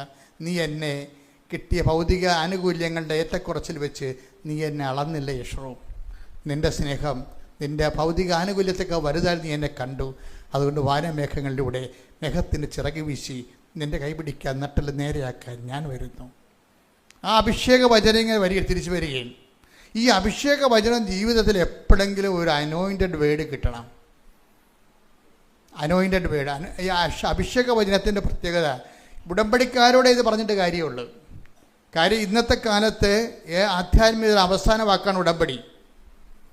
മനുഷ്യൻ ദൈവത്തെ സ്നേഹിച്ചും ദൈവത്തിന് വേണ്ടി ജീവിച്ചുമൊക്കെ ഐതിഹാസികമായ സുവിശേഷ സാക്ഷ്യം ഇന്ന് നിറവേറ്റി സാക്ഷ്യം പറയണ ആരാണ്? ഉടമ്പടിയിലുള്ള ആൾക്കാരെ പറയണത്. അവർക്ക് ഭയങ്കര സാധ്യതയാണുള്ളത്. എന്താ കാര്യം? അവർ വാക്കിലും പ്രവൃത്തിയിലും ദൈവത്തെ സ്നേഹിച്ചും സുവിശേഷ സാക്ഷ്യം പറഞ്ഞുകൊണ്ടും ഒരു ആധ്യാത്മിക മുന്നേറ്റത്തിലാണ് വരണത്. ഈ മുന്നേറ്റത്തിലും വരുന്ന ആൾക്കാർ പറയുന്ന വാക്കുകളൊക്കെ ചില സമയത്തൊക്കെ നമ്മളെ ഞെട്ടിപ്പിച്ച് കളയും. എന്താ കാരണം വെച്ച് കഴിഞ്ഞാൽ, ഈ നമുക്ക് ദൈവം നമ്മുടെ കൂടെ വസിക്കുന്ന കുറേ രീതികളുണ്ട്. അതിലൊന്ന് അഭിഷേക വചനമാണ്. അഭിഷേക വചനം ഇപ്പം നമ്മൾ സുഗന്ധാഭിഷേകം എന്ന് നമ്മൾ പറയും അല്ലേ, അതും ഒരു ദൈവസാന്നിധ്യത്തിൻ്റെ മാർഗമാണ്. ഇതുപോലെ തന്നെ നമ്മുടെ ദൈവം നമ്മൾ വസിക്കുന്ന സംഭവമാണ് അഭിഷേക വചനം. അഭിഷേക വചനം എന്ന് പറയുമ്പോൾ നിങ്ങളിങ്ങനെ ദൈവത്തെ സ്നേഹിച്ചും ഇപ്പം അരമണിക്കൂർ ഉടമ്പടി വചനം വായിക്കണമല്ലോ. ചില ആൾക്കാർ 1 മണിക്കൂർ വായിക്കും, ചില ആൾക്കാർ 5 മിനിറ്റ് വായിച്ചിട്ട് മടക്കി വെച്ചിട്ട് വീട്ടിൽ പോകും. അതാ വിഷയം. പലരും പല രീതിയിലാണ് കാണുന്നതേ. അപ്പം ചിലർ പറയും ഞങ്ങളൊക്കെ പണ്ട് ഇതൊക്കെ ചെയ്യാനാണ്, നിങ്ങളാണ് ഇതൊക്കെ പുതുതായിട്ട് കണ്ടുപിടിച്ചിരിക്കണത്, നിങ്ങൾ അതൊന്നും കണ്ടുപിടിച്ചതല്ല. പണ്ട് ചെയ്തോ ഇപ്പം ചെയ്തോ അല്ല പ്രശ്നം, എന്ത് ചെയ്തു എന്നല്ല പ്രശ്നം, എങ്ങനെ ചെയ്തു എന്നാണ് വിഷയം. ഓരോ വചനം കേൾക്കുമ്പോഴും ആ വചനത്തിലൂടെ ദൈവം നമ്മളോട് സംസാരിക്കുന്നു. ആ ദൈവത്തിൻ്റെ സംസാരം തക്ക സമയത്ത് നമ്മൾക്ക് ഉപകരിക്കാൻ വേണ്ടി അത് അനോയിൻറ്റഡ് വേർഡ് പോലെ നമ്മുടെ ഉള്ളിൽ ദൈവം നിക്ഷേപിക്കും. എന്നിട്ട് സമയമാകുമ്പോൾ ഇതിങ്ങനെ ഓപ്പണായിട്ട് വരും. സമയമാകുമ്പോഴാണ് അത് ഓപ്പണായിട്ട് വരണത്. നിങ്ങളുടെ ന്യായാധിപ സംഘത്തിൽ നിൽക്കുമ്പോഴേ എന്ത് സംസാരിക്കണമെന്ന് മുൻകൂട്ടി ചിന്തിക്കേണ്ട. നിങ്ങൾ പറയേണ്ടത് എന്താണ്, ആ സമയത്ത് അറിവ് നൽകും. ശ്രദ്ധിക്കട്ടെ. ഹല്ലേലൂയ. മത്തായി 10:19. മത്തായി 10:19. അവർ നിങ്ങളെ ഏൽപ്പിച്ചു കൊടുക്കുമ്പോൾ എങ്ങനെ പറയണമെന്നോ എന്തു പറയണമെന്നോ നിങ്ങൾ ആകുലപ്പെടേണ്ട. നിങ്ങൾ പറയേണ്ടത് ആ സമയത്ത് നിങ്ങൾക്ക് നൽകപ്പെടും. അപ്പൊ ഈ ഒരു ടൈം വരുമ്പോൾ ഇതുപോലെ നമ്മളൊരു പ്രത്യേക ക്രഷിലൂടെ, അതുവെച്ചാൽ നമ്മുടെ നിങ്ങൾ പറയുന്ന ക്രഷല്ല. പണ്ട് ക്രഷിൻ്റെ അർത്ഥം ഇന്നത്തെ ക്രഷിൻ്റെ അർത്ഥമല്ല. പണ്ട് ആൾക്കാർ ഞെരുക്കത്തിലാണ് ക്രഷിംഗ് എന്ന് പറയുന്നത്. ഇന്ന് ആൾക്കാർക്കാണ് ആകർഷണത്തിലാണ് ക്രഷ് എന്ന് പറയുന്നത്. ഭയങ്കരമായ വാക്കിന് ഭയങ്കര വ്യത്യാസം വന്നിട്ടുണ്ട്. അപ്പം എന്താ പ്രശ്നം വെച്ച് കഴിഞ്ഞാൽ, ഞെരുക്കത്തിൻ്റെ സമയത്ത് അടക്കം ചെയ്യപ്പെട്ട അഭിഷേക വചനങ്ങൾ വാതിൽ തുറക്കും. എന്നിട്ട് അതാണ് പറയുന്നത്, ആ സമയത്ത്. അതാണ് ഈ വചനം വായനയുള്ള ഗുണം. അതാണ് വചനം വായിക്കുമ്പോൾ ഒരു ഇൻഫർമേഷന് വേണ്ടി വായിക്കരുത്, ഒരു ട്രാൻസ്ഫർമേഷന് വേണ്ടി വായിക്കണം. ഇൻഫർമേഷൻ എന്ന് പറഞ്ഞാൽ എന്താണ്? അറിവ് സമ്പാദിക്കാൻ വേണ്ടി. ട്രാൻസ്ഫോർമേഷൻ എന്താണ്? വചനം കേട്ടിട്ട് നമ്മൾ തന്നെ ദൈവത്തിൻ്റെ സ്നേഹത്തിൽ നിറയാൻ നമ്മളെ തന്നെ മാറ്റാൻ വേണ്ടി വായിക്കണം. ഈ ട്രാൻസ്ഫോർമേഷന് വേണ്ടി വചനം വായിച്ചാൽ അഭിഷേക വചനങ്ങൾ ഉണ്ടായിക്കൊണ്ടിരിക്കും. അഭിഷേക വചനം എന്ന് പറയുന്നത് ഒരു വചനത്തിലൂടെ ദൈവം നമ്മളോട് എപ്പോൾ ഇടക്കിടക്ക് ആ ഒരു മീഡിയ ഉപയോഗിച്ചുകൊണ്ട് ഇൻട്രാക്ട് ചെയ്തുകൊണ്ടിരിക്കും. ഇതാണ് ഇവളോട് പറഞ്ഞത് യശ്രൂമിൻ്റെ വചനമില്ലേ, അതാണ്. കഴിഞ്ഞ ദിവസങ്ങളിൽ ഞാനങ്ങനെ പെട്ടെന്നങ്ങനെ ഇരുന്നപ്പോൾ ഒരു വചനം എൻ്റെ മനസ്സിൽ വന്ന്, എന്താണ്? നിൻ്റെ നിർമ്മലൻ അഴിഞ്ഞു പോകാൻ അനുവദിക്കുകയില്ല. അത് എത്രയോ പ്രാവശ്യം നമ്മൾ കേട്ടതാ, എത്രയോ കുരിശിൻ്റെ വഴികളിൽ 10,000 പ്രാവശ്യം കേട്ടു. പക്ഷെ ഇപ്പോൾ കർത്താവ് നേരിട്ട് സംസാരിച്ചപ്പോൾ ഞാൻ രണ്ടാമത് പോയി നോക്കി, എന്താണ്? നിന്റെ നിർമ്മലൻ. Take the word of God. ശ്രദ്ധിക്കട്ടെ. ഹല്ലേലൂയ. 16-ാം സങ്കീർത്തനം 10-ാം തിരുവചനം. സങ്കീർത്തനം 16:10. അവിടുന്ന് എന്നെ പാതാളത്തിൽ തള്ളുകയില്ല, അങ്ങയുടെ പരിശുദ്ധൻ ജീർണിക്കാൻ അനുവദിക്കുകയില്ല. അപ്പൊ ഈ വാക്കാണ്, എൻ്റെ നിർമ്മലൻ അഴിഞ്ഞു പോകാൻ അനുവദിക്കുകയില്ല. ഇത് പെട്ടെന്ന് എൻ്റെ മനസ്സിലേക്ക് വന്നതാ. ഒരു പ്രത്യേകമായ ഒരു വിഷയത്തെക്കുറിച്ച് ഞാനിങ്ങനെ ആശങ്കപ്പെട്ടുകൊണ്ടിരിക്കുകയാണ്. ഇവരോടൊക്കെ ഒന്നും ഷെയർ ചെയ്യാൻ പറ്റാത്തൊരു വിഷയമായിരുന്നു. ഞാനുമായിട്ട് ബന്ധപ്പെട്ടതുമാണ്, ഈ പ്രസ്ഥാന ശുശ്രൂഷയുമായിട്ട് ബന്ധപ്പെട്ട വിഷയമാണ്. ഈ വിഷയത്തിൻ്റെ റീഡിങ് എങ്ങനെ പോകുന്നു, കർത്താവ് വിഷയത്തിൽ എന്ത് തീരുമാനം എടുക്കും എന്ന് ഞാൻ കർത്താവിനോട് ആലോചന ചെയ്തുകൊണ്ടിരിക്കുന്ന സമയത്താണ് ഈ വചനം വരണത്. ഇതിൻ്റെ അഭിഷേക വചനം എന്ന് പറയുന്നത് എന്താണ്? നിൻ്റെ നിർമ്മലൻ അഴിഞ്ഞു പോകാൻ അനുവദിക്കുകയില്ല. ഈ ലോകത്ത് സംഭവിക്കുന്ന വിഷയങ്ങളെ ദൈവം കെട്ടുക, അഴിക്കുക എന്നുള്ള വാക്കിലാണ് വെക്കണത്. അതായത് നമ്മൾ തകർച്ച എന്നൊക്കെ പറയാം അല്ലേ? കരിസ്മാറ്റിക് ആരുപോലെ പറയണത് തകർച്ച, മുറിവെന്നൊക്കെ പറയത്തില്ലേ?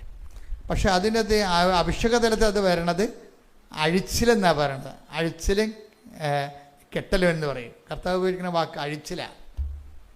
അപ്പോൾ ഇതിൻ്റെ വിഷയം എന്ന് പറയണത് ദൈവം ഈ വിഷയത്തിൽ തീരുമാനം എടുക്കാൻ നേരത്ത് പറയും, നിൻ്റെ നിർമ്മലൻ, എൻ്റെ നിർമ്മലൻ അഴിഞ്ഞു പോകാൻ അനുവദിക്കുക. പ്രൊട്ടക്ഷനാണ് സംഭവം. എന്ന് വെച്ചാൽ കർത്താവ് നിങ്ങളെ സംരക്ഷിക്കുമെന്നായി പറയണത്. ഈ വിഷയത്തിൽ കർത്താവ് ഇത് ഏറ്റെടുക്കും എന്ന് പറയണം. ഇതൊരു അഭിഷേക വചനമാണ്. അഭിഷേക വചനം പറയും, ഇതിപ്പോൾ എല്ലാവർക്കും വേണ്ടതാണിത്. അത് നമുക്ക് ഈ വചനത്തിലൂടെ വരുന്നൊരു വിഷയം. അപ്പോൾ എന്നോട് പറഞ്ഞു, ഞാൻ ബൈബിളിൽ വായിച്ചിട്ട് ആ നിൻ്റെ എന്നുള്ള വാക്ക് വരച്ച് ചുവപ്പ് മഷിയിൽ വരച്ചിട്ട് നിൻ്റെ നിർമ്മലൻ, എൻ്റെ എന്നുള്ള എൻ്റെ നിർമ്മലൻ അഴിഞ്ഞു പോകാൻ അനുവദിക്കത്തില്ലെന്നല്ല. പിന്നെ എന്താ പ്രശ്നം? എൻ്റെ നിർമ്മലൻ അവിടെ വിഷയം. ഉടമ്പടി ലക്ഷ്യം വെക്കുന്നത് അങ്ങനെയാണ്. ദൈവത്തിൻ്റെ സ്വകാര്യ ബന്ധത്തിലേക്കാണ് നിങ്ങളെ ഉടമ്പടി ചേർത്തിരിക്കുന്നത്. നിർഭാഗ്യവശാൽ നിങ്ങൾ ഉടമ്പടി ചെയ്തിരിക്കുന്നത് എന്ത് പരിപാടിയുമായിട്ടാണ്? നിങ്ങളുടെ വീട്, ജോലി, വിവാഹം, വിസ പ്രോസസ്സിങ്ങുമായിട്ടാണ്. അതാണ് വിഷയം വന്നിരിക്കുന്നത്. അതൊരു വല്ലാത്ത തോൽവിയാണ് ഈ വിഷയം. നിങ്ങൾ ഉടമ്പടി 3 പുതുക്കിയാലും 30 പുതുക്കിയാലും നിങ്ങളുടെ വിഷയമായിട്ട് നിങ്ങൾ ലിങ്കാകുന്നിടത്തോളം കാലം ഇത് വർക്കൗട്ട് ചെയ്യത്തില്ല. ഉടമ്പടി എന്ന് പറയുന്നത് it's bilateral agreement between you and God. നിങ്ങളും ദൈവവും തമ്മിലാണ്, അല്ല നിങ്ങളുടെ വസ്തുക്കളും തമ്മിലല്ല, നിങ്ങളുടെ വിഷയങ്ങളും തമ്മിലല്ല നിങ്ങൾ ഉടമ്പടി ചെയ്തിരിക്കുന്നത്. ഗതികേട് കൊണ്ടും വിവരമില്ലായ്മ കൊണ്ടും നിങ്ങൾ ദൈവാനുഗ്രഹത്തെ അളക്കണത് നിങ്ങൾക്ക് ഇട്ടിരിക്കുന്ന ആനുകൂല്യത്തിൻ്റെ അടിസ്ഥാനത്തിലാണ്. That is nonsense. എന്താ ചെയ്യേണ്ടത്? നിങ്ങൾ ഈ ഉടമ്പടി എന്ന് പറയുന്ന സാധ്യത, ദൈവം തുറന്നിട്ടിരിക്കുന്ന സാധ്യതയിലൂടെ ദൈവത്തിൻ്റെ മുമ്പിൽ എൻ്റെ നിർമ്മലനാകാൻ വേണ്ടി നിങ്ങൾ ശ്രമിക്കണം. എൻ്റെ ദൈവം എന്നെ കണ്ടു കഴിഞ്ഞാൽ എൻ്റെ കക്ഷിയാണെന്ന് പറയും. അത് അവസാനം വരെ പറയും. ദൈവം ഒരിക്കൽ പറഞ്ഞാൽ ഇടയ്ക്ക് പറയാതിരിക്കത്തില്ല. ദൈവത്തിൻ്റെ ഒരു പ്രത്യേകത അതാണ്. ദൈവത്തിൻ്റെ ഒരു പരാജയവും അതാണ്. ദൈവം ഒരിക്കൽ നിങ്ങളെ ഒരു റെക്കോർഡ് വീണ് കഴിഞ്ഞാൽ പിന്നെ നിങ്ങൾ ഇപ്പോൾ ഒരു ചാട്ടക്കാരൊക്കെ ചാടുമ്പോഴും അവരൊരു റെക്കോർഡ് ഇടും. ഇപ്പം 53 ഇഞ്ചെന്നൊക്കെ പറഞ്ഞ് റെക്കോർഡ് ഇട്ട് കഴിഞ്ഞാൽ അതാണ് 58 ഇഞ്ചാണ് നിങ്ങൾ ചാടിയെങ്കിൽ പിന്നെ നിങ്ങൾ വയസ്സാകുന്ന അനുസരിച്ചിട്ട് നിങ്ങൾക്ക് അത്രയും ചാടാൻ പറ്റത്തില്ല. അതായത് മനുഷ്യൻ ഒരിക്കലിട്ട റെക്കോർഡ് അവന് എല്ലാ കാലത്തും കീപ്പ് ചെയ്യാൻ പറ്റത്തില്ല. അവന് പ്രായമാകുന്നതനുസരിച്ചിട്ട് അത് കീപ്പ് ചെയ്യാൻ പറ്റത്തില്ല. പക്ഷെ ദൈവം കൗണ്ട് ചെയ്യണത് എന്തായിരിക്കും? നീ ഇട്ട റെക്കോർഡായിരിക്കും കൗണ്ട് ചെയ്യണത്. അത് ഭയങ്കര സീരിയസ്. അത് ദൈവത്തിൻ്റെ ഒരു തോൽവിയായിട്ടാണ് എനിക്ക് തോന്നിയിട്ടുള്ളത്. ഏതെങ്കിലും ഒരു കാലത്ത് നീ ഏറ്റവും നിലവാരമുള്ള ഒരു ദൈവസ്നേഹം കീപ്പ് ചെയ്തിട്ടുണ്ടെങ്കിൽ ദൈവവേദന പിന്നീട് നീ ഇത്തിരി കുറഞ്ഞു പോയാലും ദൈവം പരിഭവപ്പെടും എന്ന് പറയാം. നിനക്ക് മുമ്പുണ്ടായിരുന്ന സ്നേഹം ഇന്ന് ടേക്ക് ശ്രദ്ധിക്കട്ടെ. ഹല്ലേലൂയ, ഹല്ലേലൂയ, ഹല്ലേലൂയ, ഹല്ലേലൂയ. യേശുവേ നന്ദി. ഹല്ലേലൂയ, ഹല്ലേലൂയ. വെളിപാട് 2:4. വെളിപാട് 2:4. എങ്കിലും നിനക്കെതിരെ എനിക്കൊന്ന് പറയാനുണ്ട്. നിനക്ക് ആദ്യമുണ്ടായിരുന്ന സ്നേഹം നീ കൈവിടിഞ്ഞു. ഇടയ്ക്ക് ഇങ്ങനെ പരാജയപ്പെട്ടുകൊണ്ടിരിക്കും. കാര്യം എന്താണ്? ആദ്യം ഉണ്ടായിരുന്ന സ്നേഹത്തെ റെക്കോർഡ് ചെയ്തിരിക്കുകയാണ്. അത് ദൈവം. അപ്പം നമ്മുടെ മുമ്പിലുള്ളൊരു വിഷയം എന്താണെന്നറിയോ? നിങ്ങളൊരു നല്ല കണ്ണും കാണാപ്പഴ ചെയ്യും കേൾക്കാം ജീവിക്കുകയും ചെയ്യാം ഉള്ള കാലത്ത്, നല്ല കാലത്ത് നല്ല റെക്കോർഡ് ഇടാൻ നോക്കണം. അതാണ് നമ്മുടെ ഉടമ്പടി. നിങ്ങൾ ലക്ഷ്യം വെക്കേണ്ടത് അതാണ്. സാർ, ഉടമ്പടി നല്ല ആരോഗ്യവും അത്യാവശ്യം ബുദ്ധിയും ബോധമൊക്കെ വർക്ക് ചെയ്യണ കാലത്ത് ഒരു റെക്കോർഡ് ഇടണം ദൈവത്തിരുസന്നിധിയിൽ. ദൈവസ്നേഹത്തിൻ്റെ റെക്കോർഡ്. ദൈവസ്നേഹത്തിൻ്റെ റെക്കോർഡെന്ന് പറയുമ്പോൾ അതിന് ഈ റോമർ 8:35 വെച്ചാണ്. എന്തൊക്കെയാണ് റോമർ 8:35? എന്തൊക്കെയാണ്? അവിടെയെല്ലാം ദൈവസ്നേഹത്തിന് നമ്മൾ അനുഭവിക്കുന്ന നെഗറ്റീവ് അനുഭവത്തെക്കാൾ മുകളിൽ നിർത്തുമ്പോഴാണ് റെക്കോർഡ് വീഴണത്. അത് വായിച്ച് ക്രിസ്തുവിന്റെ സ്നേഹത്തിൽ നിന്ന് ആര് നമ്മെ വേർപെടുത്തും? ക്ലേശമോ ദുരിതമോ പീഡനമോ പട്ടിണിയോ നഗ്നതയോ ആപത്തോ വാളോ. അപ്പോൾ പട്ടിണി ഉണ്ടാകും, ക്ലേശം ഉണ്ടാകും. ഈ സമയത്ത് എന്തിനുള്ളതാണ്? ഇതെല്ലാം റെക്കോർഡ് ഇടാനുള്ളതാണ്. എപ്പോഴും ഓർത്ത് വയ്ക്കണം. അതല്ല അയ്യോ ഇതെൻ്റെ വിധിയാണ് എന്നൊക്കെ പറഞ്ഞുകൊണ്ട് വിധി അനുഭവിച്ച് തീർക്കാനുള്ളതല്ല. ഇതൊക്കെ ദൈവത്തിരുസന്നിധി ഇത് എപ്പോഴും ഇങ്ങനെ ഇടാൻ പറ്റത്തില്ല. അത് റെക്കോർഡ് ദൈവത്തിരുസന്നിധി സ്നേഹത്തിൻ്റെ റെക്കോർഡ് ഇടാൻ വേണ്ടിയുള്ള സമയമാണ്. ഒന്ന് വായിച്ച് എന്തൊക്കെയാണ് വായിച്ചത്? ക്ലേശമോ ദുരിതമോ പീഡനമോ പട്ടിണിയോ നഗ്നതയോ ആപത്തോ വാളോ. ഇതെല്ലാം നെഗറ്റീവാണ്. ആപത്ത്, വാള്, അല്ലേ, രോഗം, പട്ടിണി, ക്ലേശം, ഇതെല്ലാം നെഗറ്റീവാണ്. അപ്പം നീ ഇപ്പം നിൻ്റെ ഭർത്താവ് അല്ലെ ഭാര്യ ഇട്ടും പോയി നീ ചിന്തിച്ചു കഴിഞ്ഞാൽ ഒരു കാര്യമില്ല. ഒരു വാശിപ്പുറം പോയതാ, പിന്നെ വാശി പിടിച്ച് അങ്ങോട്ടും ഇങ്ങോട്ടും നിൽക്കുകയാണ്. പക്ഷേ ദൈവത്തിലെ ഇതാണ് റെക്കോർഡിങ് ടൈം. റെക്കോർഡ് ടൈം ഇതാണ്. എന്ന് വെച്ചാൽ നീ ഇപ്പം എന്താ, അവൾ വന്നില്ലല്ലോ, ചേൻ വിളിച്ചില്ലല്ലോ, വിളിച്ചാൽ മതിയായിരുന്നല്ലോ, ഞാൻ പിന്നെ ആണ് അങ്ങോട്ട് ചെല്ലണമെങ്കിൽ പിന്നെയും പട്ടിയെപ്പോലെ അവിടെ ജീവിക്കേണ്ടി വരികയല്ലേ, അത് കഷ്ടമല്ലേ, അമ്മായിയമ്മ എൻ്റെ വായിട്ട് കുത്തത്തില്ലേ, ഞാൻ ഇങ്ങനെ ജീവിക്കുന്നത് മോങ്ങി നിലവിളിച്ച് നടക്കും. അത് അവർ വിളിക്കട്ടെ, ചേൻ വരണ്ട, വന്ന് വരണ്ട, എല്ലാ പെൺപിള്ളേരും പറയണത് ഇച്ചയം വന്ന് വരട്ടെ, ഇച്ചയം വന്ന് വരട്ടെന്നാണ്. അപ്പോഴും കർത്താവ് വരണമെന്ന് പറയത്തില്ല. കർത്താവ് വന്നാൽ എന്ത്, ഇച്ചയനല്ലേ കർത്താവായിരിക്കണത്. ഈ അറിയാത്ത വിഗ്രഹങ്ങൾ ഭയങ്കരമായിട്ടുണ്ട്. ഈ പ്രാർത്ഥന വന്നിരിക്കുന്ന കള്ളപ്രാർത്ഥനയുടെ പ്രശ്നം എന്ന് വെച്ച് കഴിഞ്ഞാൽ നമ്മൾ അറിയാതെ ഏതോ വിഷയം കർത്താവായിട്ട് മാറും. അത് എപ്പോഴും പറഞ്ഞു. ഇപ്പം നിങ്ങളിപ്പോൾ 6 മാസം നിങ്ങളെ പിരിഞ്ഞ് നിൽക്കണ ജീവിത പങ്കാളി എന്ന് വിചാരിച്ചോ, അല്ലെങ്കിൽ മകൻ വിളിക്കണില്ല എന്ന് വിചാരിച്ചോ. മകൻ വിളിക്കണില്ല, എൻ്റെ അച്ഛ അവൻ വിളിക്കണില്ല, അച്ഛ അവൻ്റെ ഫോട്ടോ എടുത്തുകൊണ്ട് വന്നിരിക്കുകയാണ് ഇപ്പോൾ. അപ്പോൾ എന്ത് ഇപ്പോൾ മാതാവായാലും കർത്താവായാലും ഇപ്പം ഇവരെ കാണുമ്പോൾ ഓടിക്കളഞ്ഞ് മിക്കവാറും. എന്താ കാര്യം കഴിഞ്ഞാൽ ഇവർക്ക് മാതാവ് മകളാണ്. അതാണ് വിഷയം. ഇവരെ കാണുമ്പോൾ ഇവർ കൃപാസനത്തിൽ ഫോട്ടോയും കൊണ്ട് കയറുമ്പോൾ തന്നെ കൃപാസനത്തിലുള്ള മാതാവ് അപ്പം തന്നെ തുണിയെടുത്ത് മുഖത്തിടും. എന്താ കാര്യം, ഇവക്കാരാണ് മാതാവ്? മകളാണ് മാതാവ്. അവളെ വിളിക്കണില്ലെന്ന് പറഞ്ഞിട്ട് ഉറങ്ങിയിട്ടില്ല ഈ പിശാച്. അതാ വിഷയം. അവൻ വിളിക്കണില്ലെന്ന് ഈ സാധനം ഉറങ്ങിയിട്ടില്ല. അപ്പോൾ ഇവളുടെ ദൈവം ആരാണ്? ആ വിളിക്കാത്ത ഭർത്താവോ ഭാര്യയോ ആരാണ്? ഈ സാധനം ഉള്ളതുകൊണ്ട് ഇത് വർക്കൗട്ട് ചെയ്യത്തില്ല. ഇത് റെക്കോർഡ് ഇടുന്ന ടൈമാണിത്. പരിശുദ്ധാത്മാവ് ഉണ്ടെങ്കിൽ മാത്രമേ പരിശുദ്ധാത്മാവ് ഇതൊക്കെ പറഞ്ഞു തരത്തുള്ളൂ. ലോകാരൂപി ഒന്നും പറഞ്ഞു, ലോകാരൂപിയിലാണെങ്കിൽ ഇതൊന്നും കിട്ടത്തില്ല നമുക്ക്. പരിശുദ്ധാരൂപി ഉണ്ടെങ്കിൽ പറയും, എൻ്റെ ദൈവത്തിലെ 6 മാസമല്ലേ, ഇനി ഒരു 6 കൊല്ലം കഴിയട്ടെന്ന് വിചാരിച്ചോ, നീ നിൻ്റെ വിശ്വാസത്തിൽ മുന്നോട്ട് പോകും. നിന്നെ കല്യാണം കഴിച്ചിരിക്കണ കർത്താവാണ്. അല്ല ഇന്നലെ നീ കണ്ടുമുട്ടിയ നിൻ്റെ 20ാമത്തെ വയസ്സിൽ കണ്ടുമുട്ടിയ ആളല്ല. നിന്നെ ജനിക്കണ മുമ്പ് നിൻ്റെ അമ്മയുടെ ഉദരത്തിൽ ഉരുവാക്കിയ ഞാനാണ് നിൻ്റെ ഭർത്താവെന്ന്. കണ്ടാ, അത് പറയണതാണ് ആര് പറയും? പരിശുദ്ധാത്മാവേ പറയത്തുള്ളൂ. എൻ്റെ ദൈവപൈതലെ, നിങ്ങൾ നേടാത്ത ഓരോ കാര്യത്തിൻ്റെയും കാരണങ്ങൾ കർത്താവിനെ നിങ്ങൾ കർത്താവാകാത്തത് കൊണ്ടാണ്. യേശു കർത്താവാണെന്ന് നമ്മൾ അധരം കൊണ്ട് ഏറ്റുപറയണമെന്ന് പറഞ്ഞില്ലേ? നിങ്ങൾ കർത്താവിൻ്റെ പോലും കാലെ പിടിക്കണത് എന്തിനാണ്? നിങ്ങളുടെ ദൈവമായിട്ട് കാണുന്ന ചില കാര്യങ്ങളുണ്ട്, അത് നടത്തിലെടുക്കാൻ വേണ്ടിയാണ് നിങ്ങൾ ഈ കർത്താവിൻ്റെ കാലെ പിടിച്ച് നടക്കണം. അത് ദൈവത്തിന് അറിയാം. അപ്പം അതുകൊണ്ട് ഇതിൽ നിന്ന് നമ്മളെപ്പോഴും ശ്രദ്ധിക്കണം. ബുദ്ധിയുള്ളവരാണെങ്കിൽ കർത്താവ് വിളിക്കണം വിവേകമതി എന്ന് വിളിക്കണം. വിവേകമതികളെന്ന് പറഞ്ഞതെന്ന് വെച്ചാൽ എല്ലാ മണവാളൻ വരുമ്പോഴും എണ്ണ സൂക്ഷിച്ചിരിക്കണം. കർത്താവ് കന്യകമാരെ വിളിച്ച് പറയണ വിവേകമതികളെന്നാണ് പറയണത്. കന്യകമാർ 2 പേരുണ്ടാവും. വിവേകരഹിതകളും ഉണ്ടാവും, വിവേകമതികളും ഉണ്ടാവും. വിവേകമതികളെന്ന് പറയണത്, വിവേകരഹിതകളെന്ന് പറയണത് മണവാളൻ വരാൻ വൈകും എന്നോർത്തിട്ട് എന്ത് പറ്റും? എണ്ണ എടുക്കാതെ അവിടെ കിടന്ന് ഉറങ്ങും. മണവാളം വന്നു കഴിയുമ്പോൾ എന്ത് പറ്റും? അവർ ആവശ്യമില്ലാത്ത സമയത്ത് കത്തിച്ചിട്ടാണ്, വേറെ പ്രശ്നമൊന്നുമില്ല. ആവശ്യമില്ലാത്ത സമയത്ത് എണ്ണ കത്തിച്ച് കളഞ്ഞിട്ടാണ് മണവാളം വന്നപ്പോൾ എണ്ണയില്ലാതെ വന്നത്. ഈ മണവാളം വരാൻ താമസിക്കണത് എന്തുകൊണ്ടാണ്? അതിന് ഒരു കാരണം, ഈ യഥാർത്ഥത്തിൽ മണവാളനെ വരവേൽക്കാൻ ഒരുങ്ങാത്ത ആൾക്കാരുള്ളത് കൊണ്ടാണ് മണവാളൻ വരാൻ താമസിക്കുന്നത്. അതുകൊണ്ടാണ് ഒരുങ്ങി നിന്നവരെ അവൻ്റെ കൂടെ മണവരെ പ്രവേശിച്ചെന്ന് പറയണത്. അത് ആ വാക്ക് തന്നെയാണ് ഈശോ ഉപയോഗിച്ചിരിക്കുന്നത്. എങ്കിലും മനുഷ്യപുത്രൻ വരുമ്പോൾ ഭൂമിയിൽ വിശ്വാസം കണ്ടെത്തുമോ? അപ്പോൾ ഈ തെളിച്ച ദീപം എന്തിൻ്റെതാണ്? വിശ്വാസത്തിൻ്റെ ദീപമാണ് തെളിച്ചിരിക്കണത്.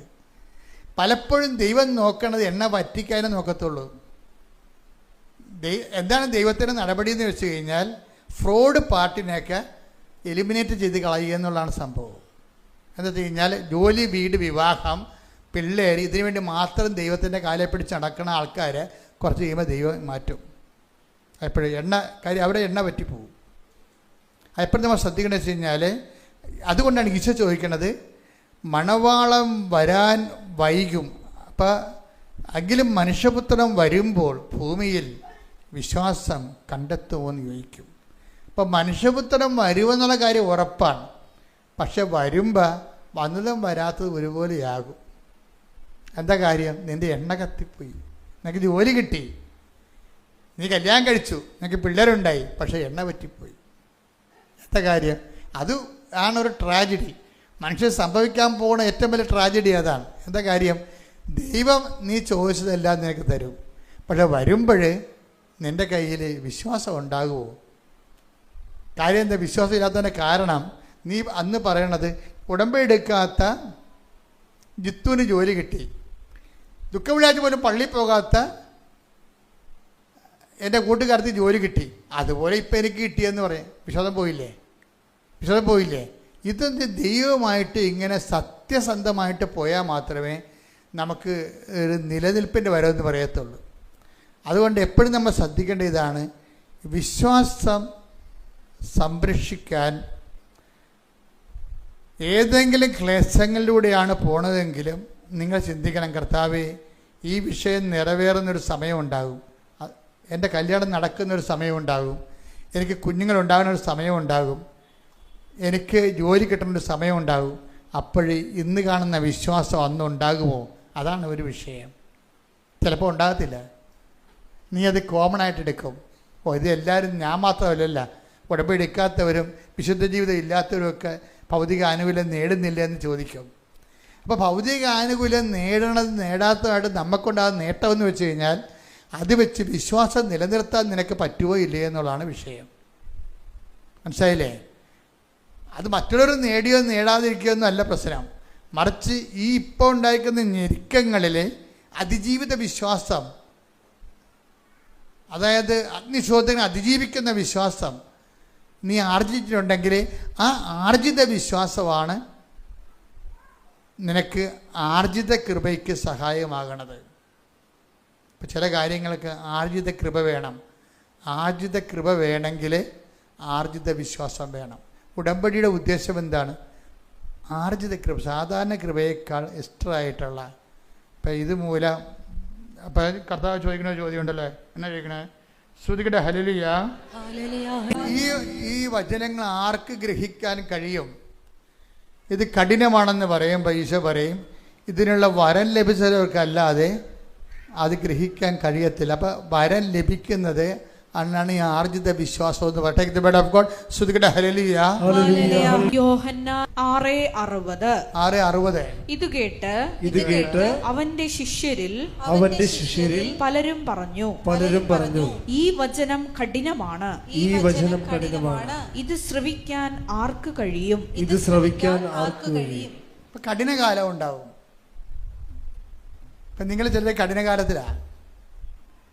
ഈ കഠിനകാലമാണ് റെക്കോർഡ് ടൈം എന്ന് പറയണത്. അതാ ശ്രദ്ധിക്കണം. അതായത് കഠിനകാലം എന്ന് പറയുമ്പോൾ നമുക്ക് ഇനി ഒരടി മുന്നോട്ട് പോകാൻ പറ്റത്തില്ല. ഇത് നിറവേറാം, പക്ഷെ നിറവേറണമില്ല. കഴിഞ്ഞ ദിവസങ്ങളിൽ ആ സാക്ഷിയുടെ ഒരാളെന്ന് വെച്ചാൽ അനിലയുടെ സാക്ഷി എന്ന് വെച്ചാൽ അനില ജർമ്മനി പോകാൻ വേണ്ടി കുറേ ആൾക്കാർക്ക് ഏജൻസിക്ക് ഉടമ്പടി എടുത്ത് ഉടമ്പടി എടുത്തിട്ട് ഉടമ്പടിയിലാണ്. എന്നിട്ട് ജർമ്മനി പോകാൻ വേണ്ടി ഫയൽ പ്രോസസ്സിങ്ങിന് കൊടുത്ത്. അപ്പോൾ അങ്ങനെ കൊടുത്ത് മൂന്ന് പേർക്ക് കൊടുത്ത്. ആദ്യം കൊടുത്ത് അത് ഫ്ലോപ്പായിപ്പോയി. രണ്ടാമത് പേരെ ഏജൻസിക്ക് കൊടുത്ത്. അവർ പറഞ്ഞ് ഞങ്ങളിത് ആദ്യമാണ്, നോക്കാം. അതും ഫ്ലോപ്പായിപ്പോയി. മൂന്നാമത്തത് പറയും ഈ ഫിസിയോതെറാപ്പിസ്റ്റിനെ അവർക്ക് വേണ്ടെന്ന് പറഞ്ഞെന്ന് അവസാന കൈക്ക് പറയും. അങ്ങനെ ഈ ഉടമ്പടി എടുത്ത് 1 കൊല്ലമായി, പക്ഷേ 3 ഏജൻസികളും ഫ്ലോപ്പായിപ്പോയി. മനസ്സിലായില്ലേ? ഇതാണ് കഠിനകാലം എന്ന് പറയുന്നത്. ഈ വചനം കഠിനമാണെന്ന് പറഞ്ഞില്ലേ? കഠിനകാലത്ത് ചില ആൾക്കാർ വിചാരിക്കും 3 ഫ്ലോപ്പായില്ലേ, അപ്പോൾ ഇനിയിപ്പോൾ പ്രത്യക്ഷിക്കുന്ന പ്രാർത്ഥനയ്ക്ക് തോന്നുമ്പോൾ ചെല്ലാം, രോഗികളെ പോയി കാണണമെന്നില്ല, വല്ലതും കണ്ണേക്കൊള്ളാം. അപ്പം പിന്നെ നമ്മൾ ഉഴപ്പും. കഠിനകാലം തന്നെ, അതായത് സ്റ്റാൻഡേർഡ് ഉഴപ്പുകാർക്കാണ് കഠിനകാലം കൂടുന്നത്. എപ്പോഴും ഓർത്തേക്കണം കാര്യം. അവരുടെ വയറ്റിപ്പഴപ്പിന് വേണ്ടി മാത്രം അനുഗ്രഹം അടിച്ചു മാറ്റി തല തുണിയിട്ട് മുങ്ങാൻ വേണ്ടി വന്നിരിക്കുകയാണ്. സാക്ഷ്യം പോലും പറയത്തില്ല. അത് ദൈവത്തിന് അറിയാം, ഫ്രോഡാണെന്ന് അറിയാൻ ദൈവത്തിന് അറിയാം. അതുകൊണ്ട് തന്നെ ഇതുപോലെ ഇട്ടുകൊണ്ട് ദൈവത്തെ അത് ഈ പറഞ്ഞ വ്യക്തി ഫ്രോഡാണെന്നല്ല എൻ്റെ അർത്ഥം. പല ആൾക്കാർക്ക് ഞാൻ കാണുന്നത് ഇങ്ങനെയാണ്. ഇപ്പം നോക്കി ഇവരുടെ അവസ്ഥ തന്നെ നോക്കിയാണ്. ഇവർ ഫ്രോഡൊന്നുമല്ല, പക്ഷേ ഇവർക്ക് ഒരു പണിയുണ്ട്. കാര്യത്തിൽ കഴിഞ്ഞാൽ ഇവിടെ ഇതൊരു മിസ്റ്റേക്കുണ്ട്. ഇവർ 1 കൊല്ലമായിട്ട് 3 ഏജൻസിനെ മാറ്റി കാശ് കൊടുക്കുന്നു, ഫയൽ കൊടുക്കുന്നു. ഈ 3 കൊല്ലമായിട്ട് 3ഉം ഫ്ലോപ്പായിപ്പോയി. ഉടമ്പടി 1 കൊല്ലവും ആകുകയും ചെയ്തു, 1-2 പുതുക്കുകയും ചെയ്തു. ഒരു മാറ്റവും ഇല്ല ജീവിതത്തിൽ. 1 കൊല്ലം കഴിഞ്ഞപ്പോൾ ഇവർക്കൊരു ബോധം വന്ന്. എന്താ കാര്യം എന്നറിയാമോ? അവർക്ക് വന്ന ബോധം ഇതാണ്. ഒരു ദിവസം ഒരു സാക്ഷ്യം കേട്ടിവള്. അപ്പം ഈ 1 കൊല്ലം മുഴുവൻ സാക്ഷ്യമൊന്നും കേട്ടിട്ടില്ല ആൾ. അച്ഛൻ്റെ ധ്യാനപ്രസംഗം കേട്ടിട്ടില്ല. വന്ന് ഉടമ്പടി എടുത്ത് പോയെന്നേ ഉള്ളു. ഈ ചൊവ്വാഴ്ചയുള്ള ധ്യാനമാണ് ഇതിൻ്റെ മെയിൻ സംഭവം. പിന്നെ സാക്ഷ്യങ്ങൾ, അതിലൂടെയാണ് നമ്മൾ പരുവപ്പെട്ട് വരണത്. ഇതൊന്നും ഇവർക്ക് പ്രശ്നമില്ല. അവർ 10 കൊടുക്കത്തില്ല, ചിലപ്പോൾ കൊടുക്കും, കുറച്ച് അവിടെ ഇരിക്കും, അങ്ങനെയൊക്കെയുള്ള. അതുകൊണ്ട് 1 കൊല്ലം മുഴുവനും റിജക്ഷനാണ് വരുന്നത്. റിജക്ഷൻ കഴിഞ്ഞപ്പോൾ ഒരു ദിവസം ഇവളുടെ അമ്മ പ്രാർത്ഥിക്കുന്നുണ്ട്. അമ്മയെ പ്രാർത്ഥന ഉള്ള കാരണം ഇവർക്കൊരു പ്രേയർ സപ്പോർട്ട് കിട്ടുന്നുണ്ട്. അതുകൊണ്ട് തന്നെ ഇവൾ വീണ് പോണില്ല. അപ്പം ഇവർക്ക് 1 കൊല്ലം കഴിഞ്ഞപ്പോൾ ദൈവം ഇവരൊരു സാക്ഷ്യം കേൾപ്പിച്ചു. സാക്ഷ്യം കേട്ട് കഴിഞ്ഞപ്പോഴാണ് ഇവർക്ക് മനസ്സിലായത് ഇവൾ ഉടമ്പടിയിലല്ലെന്നുള്ള മനസ്സിലായത്. സാക്ഷ്യമാണല്ലോ എൻ്റെ മെയിൻ സംഭവം. സാക്ഷ്യം എടുത്തവർ ഉടമ്പടിയിൽ എങ്ങനെയാണ് ജീവിച്ച് അത് ക്രാക്ക് ചെയ്തതെന്നാണ് നമ്മൾ സാക്ഷ്യം പറയണത്. പക്ഷേ ഇവർ സാക്ഷ്യം വായിക്കത്തില്ല, സാക്ഷ്യം കേൾക്കത്തില്ല. അത് കാരണം ഇവർക്ക് പുരോഗതിയില്ല ഉടമ്പടിയിൽ. ഉടമ്പടി കൊണ്ടുവന്ന് എന്തൊക്കെ എഴുതിയിട്ട് ഡംപ് ചെയ്ത് നേർച്ചപ്പെട്ടി കൊണ്ടുവന്ന് എഴുതിയിട്ടും പോകും. അങ്ങോട്ട് കിടന്ന് നോക്കും. ഇവിടെ വന്ന് ഇപ്പം ഞാനിപ്പോൾ ആളെ വെക്കാൻ പോവുകയാണ് ഫോട്ടോനെ പിടിക്കാൻ വേണ്ടി. എന്ന് വെച്ച് കഴിഞ്ഞാൽ ഇവർ ഇവിടെ എല്ലാം നോക്കുമ്പോൾ ഈ ആൾക്കാരെ കയറി ഉടമ്പടി ചെയ്യണത് കുറച്ച് ബുദ്ധിമുട്ടുള്ള പരിപാടിയാണ്. കുറേ കാര്യങ്ങൾ ഏറ്റെടുക്കണം. അതിനൊന്നും ഇവർ തയ്യാറല്ല. ഇവർ അതായത് കൈ നനയാതെ മീൻ പിടിക്കണം. അങ്ങനെയുള്ള പക്ക ഫ്രോഡുണ്ട്. ആരെങ്കിലും ദൈവത്തിനെ പറ്റിച്ച് ദൈവത്തിൻ്റെ കണ്ണിൽ പൊടിയിടാൻ വേണ്ടി ഇതിൻ്റെ അകത്ത് നേർച്ചപ്പെട്ടിയുടെ അകത്ത് കൊണ്ടുവന്ന് എഴുതിയിട്ടിട്ടുണ്ടെങ്കിൽ അത് നിങ്ങൾ ഉടമ്പടി ചെയ്യാനും നിങ്ങൾക്ക് താല്പര്യമില്ലെന്നും അത് ഉടമ്പടി ചെയ്ത ജനതയോടും വിശ്വാസത്തോടും സ്ഥാപനത്തോടും ശുശ്രൂഷയോടും ദൈവത്തിൻ്റെ പദ്ധതിയോടുമുള്ള പച്ചയായ വെല്ലുവിളിയായതുകൊണ്ട് മറ്റുള്ളവർക്ക് നീ ദുർമാതൃക കൊടുത്തതാണ്. എപ്പോഴും ഓർത്തേക്കണം. നീ വെറുതെ ആലപ്പുഴ വന്ന് പണി മേടിച്ചിരിക്കുന്നതാണ്. കാര്യം മറ്റുള്ളവർക്ക് നീ ദുർമാതൃക കൊടുത്തു. അത് ഈസിയായിട്ട് അനുഗ്രഹം അടിച്ചു മാറ്റാൻ വേണ്ടി, കൈ നനയാൻ മീൻ പിടിക്കാൻ വേണ്ടി മറ്റുള്ള ദുർമാതൃക കൊടുത്തു. ദൈവത്തിന് വേണ്ടി ജീവിക്കാൻ നീ തയ്യാറായില്ല. പിശാചിൻ്റെ ഉപകരണമായിട്ടാണ് നീ കൊണ്ടുവന്ന് നേർച്ചപ്പെട്ടി കെട്ടിത്താത്തിയിരിക്കണം. നിൻ്റെ നിയോഗം, നിൻ്റെ ഇതോടുകൂടി നിനക്ക് ഉള്ളത് കൂടി ഉള്ളവരിൽ നിന്ന് അവനുണ്ടെന്ന് കരുതന കൂടി എടുക്കപ്പെടുമെന്ന് ഈശോ പറഞ്ഞില്ലേ? Take the word of God. ശ്രുതിക്കട്ടെ ഹല്ലേലൂയ. മത്തായി 25:29. മത്തായി 25:29. ഉള്ളവന് നൽകപ്പെടും, ഉള്ളവന് നൽകപ്പെടും, അവന് സമൃദ്ധി ഉണ്ടാവുകയും ചെയ്യും, അവന് സമൃദ്ധി ഉണ്ടാവുകയും ചെയ്യും. ഇല്ലാത്തവനിൽ നിന്ന് ഉള്ളതുപോലും എടുക്കപ്പെടും. വെറുതെ പറഞ്ഞതല്ല.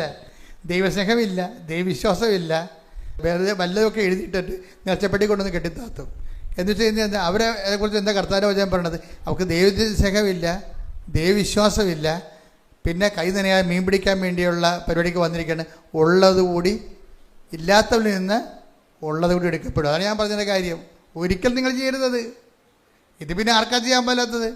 ഇതെന്ന് പറയുമ്പോൾ ഇത് ദൈവത്തെ കണ്ടെത്താൻ വേണ്ടി മനുഷ്യൻ ഈ കാലങ്ങളിൽ ദൈവം കൊടുത്തൊരു പദ്ധതിയാണ്. ജീവിച്ചാൽ മാത്രം പോലെ ദൈവത്തിന് ബോധ്യമാകണം. അതാണ് പ്രശ്നം. നിങ്ങൾ എന്തെങ്കിലും കാണിച്ചിട്ട് കാര്യമില്ല, ദൈവത്തിന് ബോധ്യമാകണം. അത് ഇവിടുത്തെ ഏറ്റവും വലിയ പ്രശ്നം എന്താണ്? വെല്ലുവിളി എന്താണ്? ഇവിടെ കൊണ്ടുവന്ന് എഴുതിയിടണമെന്നല്ല പ്രശ്നം. നിങ്ങളുടെ ജീവിതം ദൈവത്തിന് ബോധ്യമാകാതെ കഴിഞ്ഞാൽ തീർന്ന വിഷയം. കണ്ട, വളഞ്ഞ് നെട്ടലിലൊക്കെ നേരെ വന്നെ കണ്ടില്ലേ? സെക്കൻഡുകൾക്കുള്ള നേരെ വന്നത്. നമ്മൾ സത്യസന്ധരാണെന്ന് കണ്ടു കഴിഞ്ഞാൽ, അതാ ഞാൻ പറഞ്ഞ റെക്കോർഡ് ഇടേണ്ട ടൈമിൽ ക്ലേശങ്ങൾ വർദ്ധിക്കേണ്ട ഒരു സമയം റെക്കോർഡ് ചെയ്യണം. അവിടെ നീ ഒരു റെക്കോർഡ് ഇട്ടാൽ നിൻ്റെ 90-ാം വയസ്സിലും ഈ റെക്കോർഡായിരിക്കും കൈകാര്യം ചെയ്യണത്. അതാണ് വിഷയം. ഈ റെക്കോർഡായിരിക്കും കൈകാര്യം ചെയ്യണത്. അപ്പം നമ്മളെപ്പോഴും ചെയ്യേണ്ട ദൈവതിരുസന്നിധിയിലെ മോശം കാലത്ത് നല്ല റെക്കോർഡ് ഇടാൻ നോക്കണം. വിശ്വാസത്തിൻ്റെ, ദൈവസ്നേഹത്തിൻ്റെ, സുവിശേഷ സാക്ഷ്യത്തിൻ്റെ നല്ല റെക്കോർഡ്. അങ്ങനെ റെക്കോർഡ് ഇട്ടാൽ ദൈവം അത് ഓർത്തിരിക്കും. എന്തോർത്തിരിക്കും? നിനക്ക് മുമ്പുണ്ടായിരുന്ന സ്നേഹമെന്ന് പറഞ്ഞ സാധനം, നിൻ്റെ പഴയ സ്നേഹം ദൈവം റെക്കോർഡാണത്, ഓർത്തിരിക്കുകയാണ്.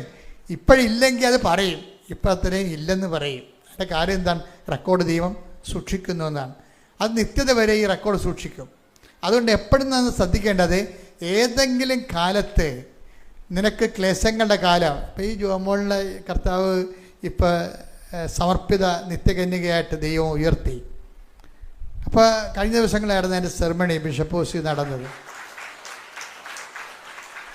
അപ്പം ഞാൻ എപ്പോഴും ഓർക്കും, ഇവരെക്കുറിച്ച് ഓർക്കണമെന്ന് ഞാൻ ഒരിക്കൽ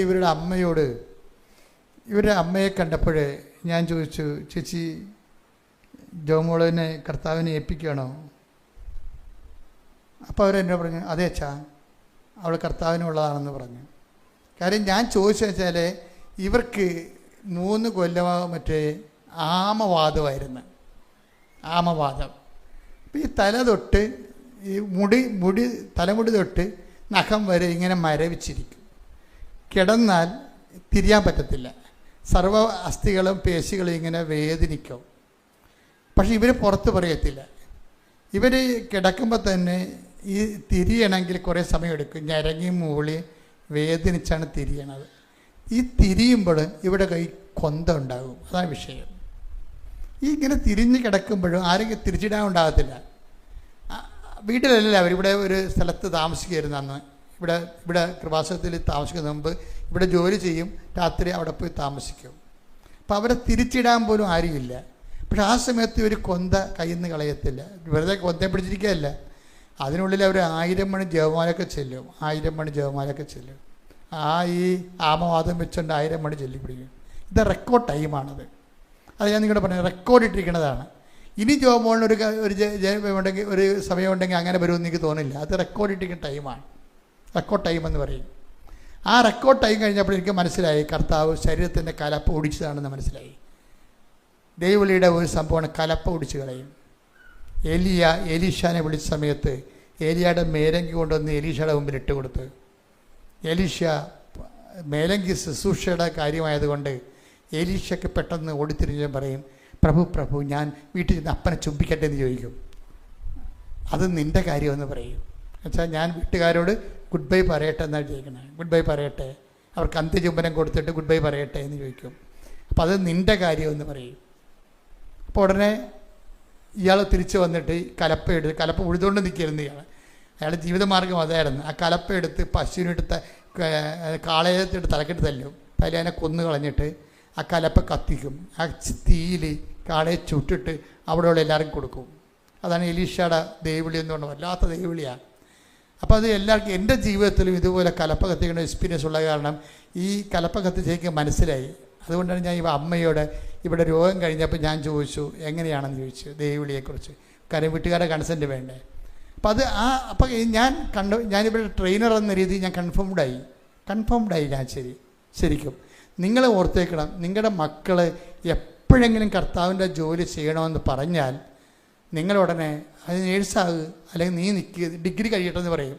ചില കള്ള വഞ്ചകരായ മാതാപിതാക്കന്മാർ ദൈവവിളിയെ കൊല്ലണത് എങ്ങനെയാണെന്ന് അറിയാമോ? അവർ പറയും, നീ കൊച്ചാണ്, നീ ഡിഗ്രി കഴിയട്ടെന്ന് പറയും. ഡിഗ്രി കഴിയുമ്പോൾ വീട്ടുകാർക്ക് അറിയാം ഇവിടെ പോകത്തില്ലെന്ന്. തട്ടിപ്പാണ് ശരിക്കും പറഞ്ഞാൽ. അത് ദൈവത്തോട് കാണിച്ച തട്ടിപ്പാണ്. അതുകൊണ്ട് തന്നെ ആ മക്കളെ ഓർത്തുകൊണ്ട് മാതാപിതാക്കന്മാർക്ക് ഇനി നിത്യത വരെ ദുഃഖിക്കേണ്ടി വരും. എന്താ കാര്യം? ദൈവം വിളിച്ചിട്ട് നിങ്ങൾ വിട്ടുകൊടുത്തില്ല. ഞാൻ ഇടവേ ചെന്നപ്പോൾ ഒരു വല്യമ്മ വന്ന് എന്നെ പരിചയപ്പെട്ട്. അപ്പോൾ വല്യമ്മയുടെ കൂടെ നിൽക്കണ മെഡിസിൻ്റെ ഇപ്പോഴുകാരും സൊഡാറ്റിക്കാരും പറഞ്ഞ് ഈ വല്യമ്മക്ക് 10 മക്കളുണ്ടായിരുന്നെന്ന് പറയും. അപ്പം ഞാൻ പറഞ്ഞു, ആരെങ്കിലും കർത്താവിന് കൊടുത്താ? ഇല്ല, ആരെയും കൊടുത്തില്ല. ഞാൻ പറഞ്ഞു, പട്ടി പ്രസവിച്ച പോലെ ആയല്ല. തീർന്നില്ല പരിപാടി. അമ്മയുടെ കയ്യിലല്ലേ ഇരിക്കണത്. അമ്മയല്ലേ അതിന് വേണ്ടി പ്രാർത്ഥിച്ച് ഉപവസിച്ച് ഒരുക്കിയും അപ്പൻ്റെ സപ്പോർട്ട് വാങ്ങിച്ചും കർത്താവ്. നിങ്ങൾക്ക് തോന്നണുണ്ടോ ഈ ദൈവവിളി എന്ന് പറഞ്ഞാൽ നിസ്സാര കാര്യമാണെന്ന്? അച്ഛനും കന്യാസ്ത്രീയൊക്കെ വായിക്കണം, ആൾക്കാർക്ക് പോയി വായിക്കണം. അത് പല്ല് തക്കാത്തവർ എന്ത് പറയും? ഞങ്ങളൊക്കെ എന്ത് മതം കേട്ടിരിക്കണ്. ഞാൻ ഇന്നും കേട്ടോണ്ടിരിക്കുകയല്ലേ. എന്താ കാര്യം? അതൊക്കെ നമ്മുടെ എക്സ്പെൻഡിച്ചറാണ്. ഈ വിളി സ്വീകരിച്ചതിന് നമ്മുടേക്കൊന്ന് വാങ്ങിച്ച വിലകളാണത്. വഞ്ചകനാണ്, തട്ടിപ്പാണെന്നൊക്കെ പറയത്തില്ല ആൾക്കാർ. അപ്പോഴെന്താ, നമ്മളതിൻ്റെ പേയ്മെൻറ്റ് നടത്തിക്കൊണ്ടിരിക്കുകയാണ്. We have to pay it. ഞാൻ നിങ്ങളോട് ആദ്യമേ പറഞ്ഞു, എന്താണ്? ദൈവത്തിനൊന്നും അസാധ്യമല്ല, പക്ഷെ ഒന്നും ലളിതമല്ലെന്ന് പറഞ്ഞു. ഇല്ലേ, പറഞ്ഞില്ലേ? എൻ്റെ അർത്ഥം എന്താണ്? ഈ നീതി പൈതൽ എന്ന് പറഞ്ഞ സംഭവം എന്ന് പറയുന്നത്, നമ്മൾ ദൈവത്തിന് വേണ്ടി ജീവിക്കുന്നുവെന്നുള്ളത് ദൈവത്തെ ബോധ്യപ്പെടുത്തണമെന്നുണ്ടെങ്കിൽ അതിൻ്റെ പേയ്മെൻറ്റ് നടത്തേണ്ടി വരും. അത് ചിലപ്പോൾ ക്യാഷായിട്ട് വരും, സഹനമായിട്ട് വരും, ചിലപ്പോൾ തെറ്റിദ്ധാരണയായിട്ട് വരും, ചിലപ്പോൾ നമ്മൾ ബ്രാൻഡഡായിട്ട് വരും. അങ്ങനെയുള്ളൊരു പേയ്മെൻറ്റ് കൊടുത്തു കഴിയുമ്പോൾ നമ്മളത് സന്തോഷത്തോടെ കൊടുക്കണം.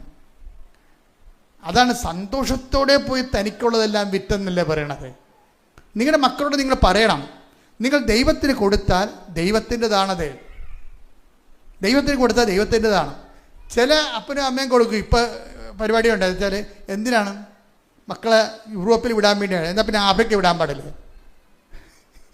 ചിലർ ദൈവം വിളിക്കാൻ വേണ്ടി ഞാൻ ദൈവത്താന്നാണ് ദൈവത്തിന് കൊടുത്ത്. എന്താണ്? അവനെ കൊണ്ട് പാസ്പോർട്ട് എടുപ്പിച്ചുകൊണ്ടിരിക്കുകയാണ്. എന്താ കാര്യം? അവനെ ചാടിച്ച് യൂറോപ്പിൽ വിടണം. എങ്ങനെയെങ്കിലും 10 പൈസ ഉണ്ടാക്കിയിട്ട് കുടുംബം നന്നാക്കണം. അതും ദൈവവിളിയൊന്നുമല്ല. ദൈവത്തിന് കൊടുക്കുന്നത് മിഷനറി ഒന്നും പ്രതീക്ഷിക്കരുത്. അത് ദൈവത്തിന് കൊടുക്കണതാണ്. അല്ല ഇടയ്ക്കിടയ്ക്ക് മകനെ വീട്ടിൽ വിളിച്ച് വരുത്തി, മകളെ വീട്ടിൽ വിളിച്ച് വരുത്തി സൽക്കരിച്ച് മകൻ വണ്ടി എടുത്ത് വീട്ടിൽ പോയി ഈ കളിയും കച്ചവടം കഴിഞ്ഞാൽ കുറച്ച് കഴിയുമ്പോൾ കൃപ നഷ്ടപ്പെട്ടു പോകും. ഇതിൻ്റെ പ്രശ്നം വെച്ച് കഴിഞ്ഞാൽ ഇതെന്ന് പറയണത് കർത്താവിൻ്റെ വിശുദ്ധമായ രക്തത്തിലാണ് ഈ കൃപകളെല്ലാം ഉൽപ്പാദിപ്പിക്കപ്പെട്ടിരിക്കുന്നത്. അപ്പം നമ്മളൊക്കെ ചിലപ്പോൾ സൗജന്യ ദാനമാണെന്നൊക്കെ പറയണതേ ഉള്ളൂ. പേയ്മെൻറ്റ് നടത്തണം. അതിന് പേയ്മെൻറ്റ് നടത്തണം.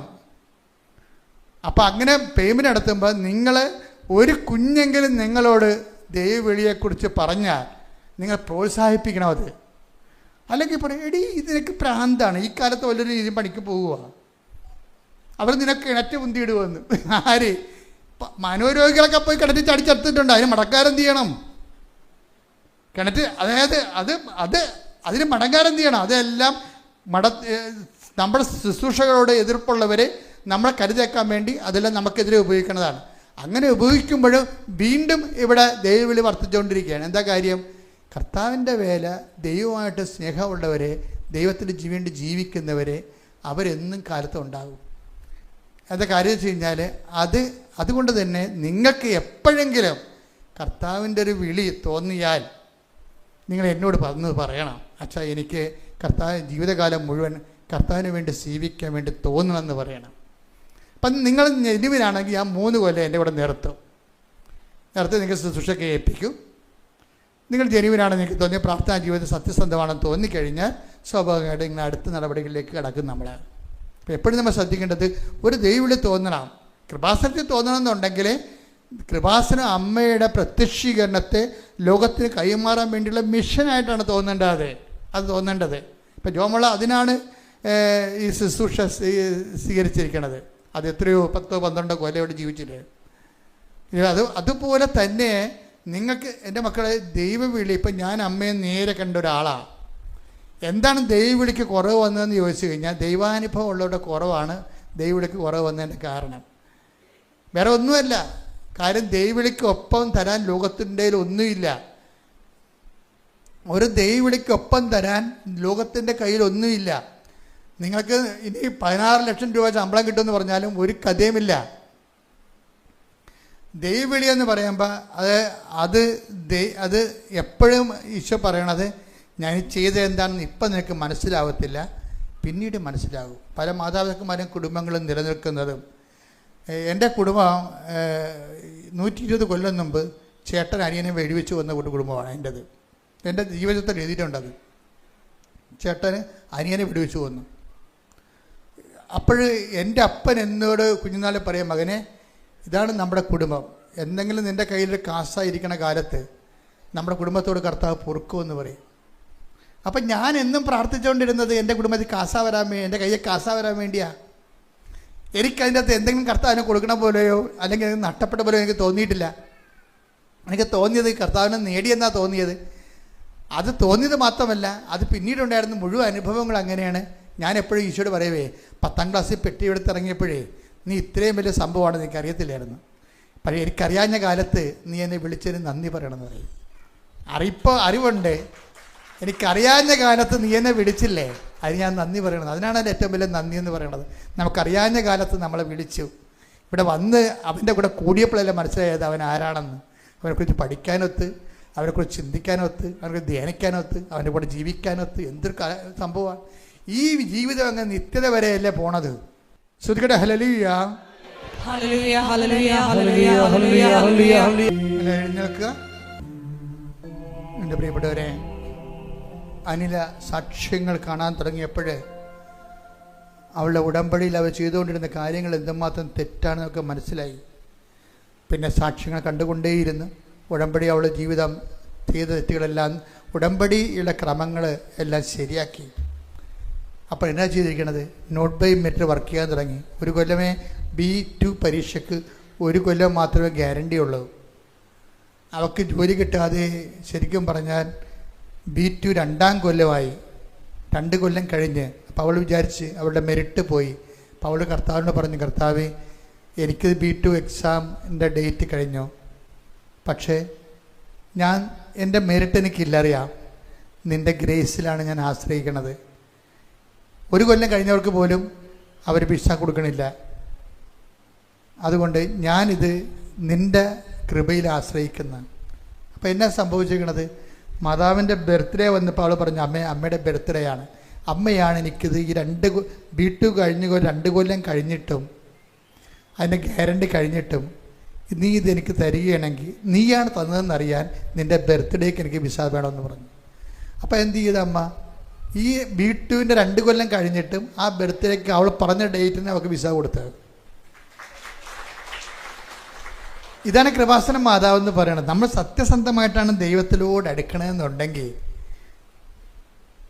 നിങ്ങൾ എപ്പോഴായാലും നിങ്ങളൊന്ന് കറക്റ്റ് ചെയ്താൽ മതി മക്കളെ. ഞാൻ പറയുന്ന അനുസരിച്ചുകൊണ്ട് കേൾക്കുന്ന സാക്ഷ്യങ്ങളനുസരിച്ച് ജീവിതം കറക്റ്റ് ചെയ്യാൻ വേണ്ടിയാണ് നമ്മൾ സാക്ഷ്യങ്ങൾ കേൾക്കുന്നത്. നമ്മൾ സത്യസന്ധമായിട്ടാണ് ദൈവത്തെ അന്വേഷിക്കണം. ദൈവത്തെ തോന്നിയ നിങ്ങളുടെ ഡീമെറിറ്റുകളെ ഒന്നും ഒരു ഡീമെറിറ്റല്ല, ദൈവമാണ് മെറിറ്റ് തീരുമാനിക്കുന്നത് അവൻ്റെ ഗ്രേസ് കൊണ്ട്. ശ്രുതികട്ടെ ഹല്ലേലൂയ. എൻ്റെ പ്രിയപ്പെട്ടവരെ, ശാരീരിക ദുരിതങ്ങൾ ജീവിത ദുരിതങ്ങൾക്കുമെതിരെ ദൈവിക ശാസന പ്രാർത്ഥന നടത്തുന്ന സമയമാണ്. അച്ഛൻ പ്രാർത്ഥിച്ചുകൊണ്ടേയിരിക്കും. ആ അഭിഷേക സമയത്ത് മക്കളെ ഇടിമുഴക്കം പോലെ സ്തുതിച്ചുകൊണ്ടേയിരിക്കണം. കർത്താവ് നിങ്ങളെ അവിടുത്തെ തിരുമുറുവാർന്ന വലതുകരം കൊണ്ട് സ്പർശിച്ചുകൊണ്ട് വിടുതൽ നൽകിക്കൊണ്ടും സൗഖ്യം നൽകിക്കൊണ്ടും ഇരിക്കും. ശ്രുതികട ഹല്ലേലൂയ. കർത്താവിന്റെ ഉന്നതമായ നാമത്തിന് സ്തോത്രം ചെയ്യുന്നു. കർത്താവിന്റെ വിശുദ്ധ പൗരോഹിത്യത്തെ മഹത്വപ്പെടുത്തണമേ. കർത്താവ് സഭയിലുള്ള സാന്നിധ്യം പ്രകടമാക്കണം. 39 വർഷം ഞാൻ അർപ്പിച്ച കൃപാന്റെ യുഗതയാൽ കൃപാസ്ഥാനത്താരെ ജീവനോടെ പ്രത്യക്ഷപ്പെട്ട പരിശുദ്ധ അമ്മയുടെ മാധ്യസ്ഥതയില് എല്ലാ മക്കളുടെ മേലും നിന്റെ വിശുദ്ധമായ രക്തം തളിക്കപ്പെടുന്ന പ്രാർത്ഥിക്കുന്ന മാർഗരോഗങ്ങള്, തീരാവേദികള്, ജീവിത ദുരിതങ്ങള്, ജോലി തടസ്സങ്ങള്, എന്തിനു വേണ്ടിയാണോ എൻ്റെ മക്കളെ നിങ്ങൾ ഉടമ്പടി എടുത്തുകൊണ്ട് കർത്താവിൻ്റെ തിരുസനെ കണ്ണിനിടുന്നത്, ആ ഓരോ കണ്ണുനീരുകളും ഓരോ വേദനകളും ഓരോ രോഗങ്ങളും ഓരോ ശിസ്തുരോഗങ്ങൾ, അൾസർ രോഗങ്ങൾ, അർസസ് രോഗങ്ങൾ, സിസ്റ്റ് രോഗങ്ങൾ, PCOD രോഗങ്ങൾ, പിസ്റ്റില രോഗങ്ങൾ, ബ്ലോക്ക് രോഗങ്ങൾ, ഹൃദയത്തിൻ്റെ ബ്ലോക്കുകൾ, കരളിൻ്റെ രോഗങ്ങൾ, ഹൃദയത്തിൻ്റെ രോഗങ്ങൾ, എല്ലാ തരത്തിലുള്ള കുടൽ രോഗങ്ങൾ, നടുവേദനയുടെ രോഗങ്ങൾ, PCOD രോഗങ്ങൾ, സ്പോണ്ടിലോസിൻ്റെ രോഗങ്ങൾ, സ്പൈനക്കോഡിൻ്റെ രോഗങ്ങൾ, തലമുടി കൊഴിയുന്ന രോഗങ്ങൾ, ഉച്ച മുതൽ ഉള്ളംകാല് വരെ എല്ലാ കോശങ്ങളിലും പേശികളിലും രക്തഞരമ്പുകളിലും യേശു ക്രിസ്തുവിന്റെ വിശുദ്ധ രക്തം കൃപാസ്ഥാനത്താറെ ജീവനോടെ പ്രത്യക്ഷപ്പെട്ട് പരിശുദ്ധയുടെ മാധ്യസ്ഥത്തിൽ യേശുവിന്റെ നാമത്തിൽ മാർഗരോഗങ്ങൾ മാറിപ്പോകട്ടെ. തീരവേദികള്, ജീവിത ദുരിതങ്ങള് യേശുവിന്റെ നാമത്തിൽ മാറിപ്പോകട്ടെ. മൗനമായി പ്രാർത്ഥിക്കുക.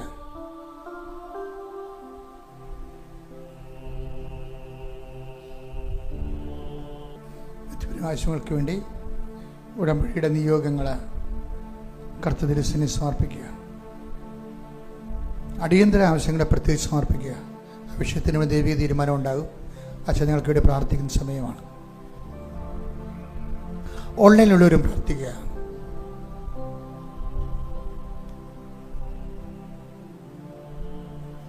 കർത്താവിന്റെ സാമ്പത്തിക ബാധ്യതകൾ, തൊഴിൽ തകർച്ചകൾ,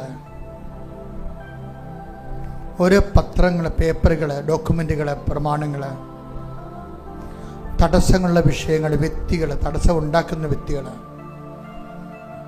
അവരെല്ലാവരെയും സമർപ്പിച്ച് പ്രാർത്ഥിക്കുന്നു. ഞങ്ങളുടെ കണ്ണീരിലാഴ്ത്തുന്ന പിശാചിൻ്റെ ലോകത്തിൻ്റെ ഉപകരണങ്ങളായി പ്രവർത്തിക്കുന്ന ഞങ്ങളുടെ വളർച്ചയും ഒരുടിപ്പിക്കുകയും വാതിലടച്ചുകളയും ചെയ്യുന്ന വ്യക്തികളുടെ കൈകൾ കർത്താവിൻ്റെ നാമത്തിൽ നിർവീര്യമാകട്ടെ എന്ന് പ്രാർത്ഥിക്കുന്ന മക്കളില്ലാത്തവരെ, വർഷങ്ങളോളം ഈ കാര്യത്തിൽ മരുന്ന് കഴിക്കുന്നവരെ, മക്കളില്ലാത്തതിൻ്റെ പേരിൽ വൈവാഹ ജീവിതം വെറുത്തുപോയവർ, മടുത്തുപോയവർ, വിശുദ്ധമായ രക്തത്തിൽ ആലേഖനം ചെയ്യപ്പെട്ടുകൊണ്ട് അവരുടെ രക്തത്തിൽ പിറന്ന കുഞ്ഞുമായ ആൾക്കാരെ കയറാൻ മാതാവിൻ്റെ പ്രത്യക്ഷകൻ അവരെ സഹായിക്കട്ടെ എന്ന് പ്രാർത്ഥിക്കുന്നു. വിദേശ രാജ്യങ്ങളിൽ ജീവിക്കുന്നവരെ, വിസ പ്രോസസ് നടക്കുന്നവരെ, വീണ്ടും വിസയ്ക്ക് പുതുക്കാൻ വേണ്ടി കൊടുത്തിരിക്കുന്നവർ, PR വേണ്ടി കൊടുത്തിരിക്കുന്നവർ, നാട്ടിലെ ജോലിക്ക് വേണ്ടി ശ്രമിക്കുന്നവർ, കർഷകർ, മത്സ്യത്തൊഴിലാളികൾ, അവരുപയോഗിക്കുന്ന തൊഴിൽപരമായ അവരുടെ തടസ്സങ്ങൾ, മക്കളുടെ ദുർനടപ്പുകൾ, ചീത്ത സ്വഭാവങ്ങൾ, ജീവിത പങ്കാളികളുടെ വഞ്ചനകൾ, അതുമൂലം വേദന അനുഭവിക്കുന്നവർ, അകന്നും പിരിഞ്ഞും താമസിക്കുന്ന ജീവിത പങ്കാളികളെ കർത്താവിന്റെ വിശുദ്ധമായ ഐക്യപ്പെടാൻ വേണ്ടി സ്തുതിക്കട്ടെ.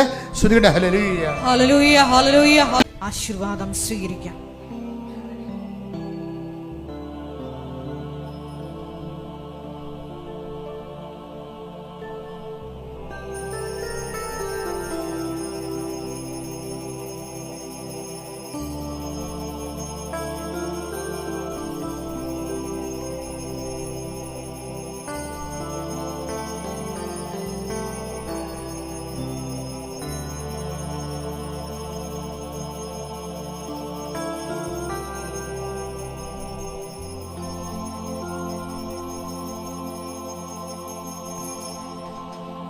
പരിശുദ്ധ പരമ ദിവ്യകാരുണ്യമേ, ഇന്നും അങ്ങേക്ക് ആരാധന. പരിശുദ്ധ പരമ ദിവ്യകാരുണ്യമേ, ഇന്നും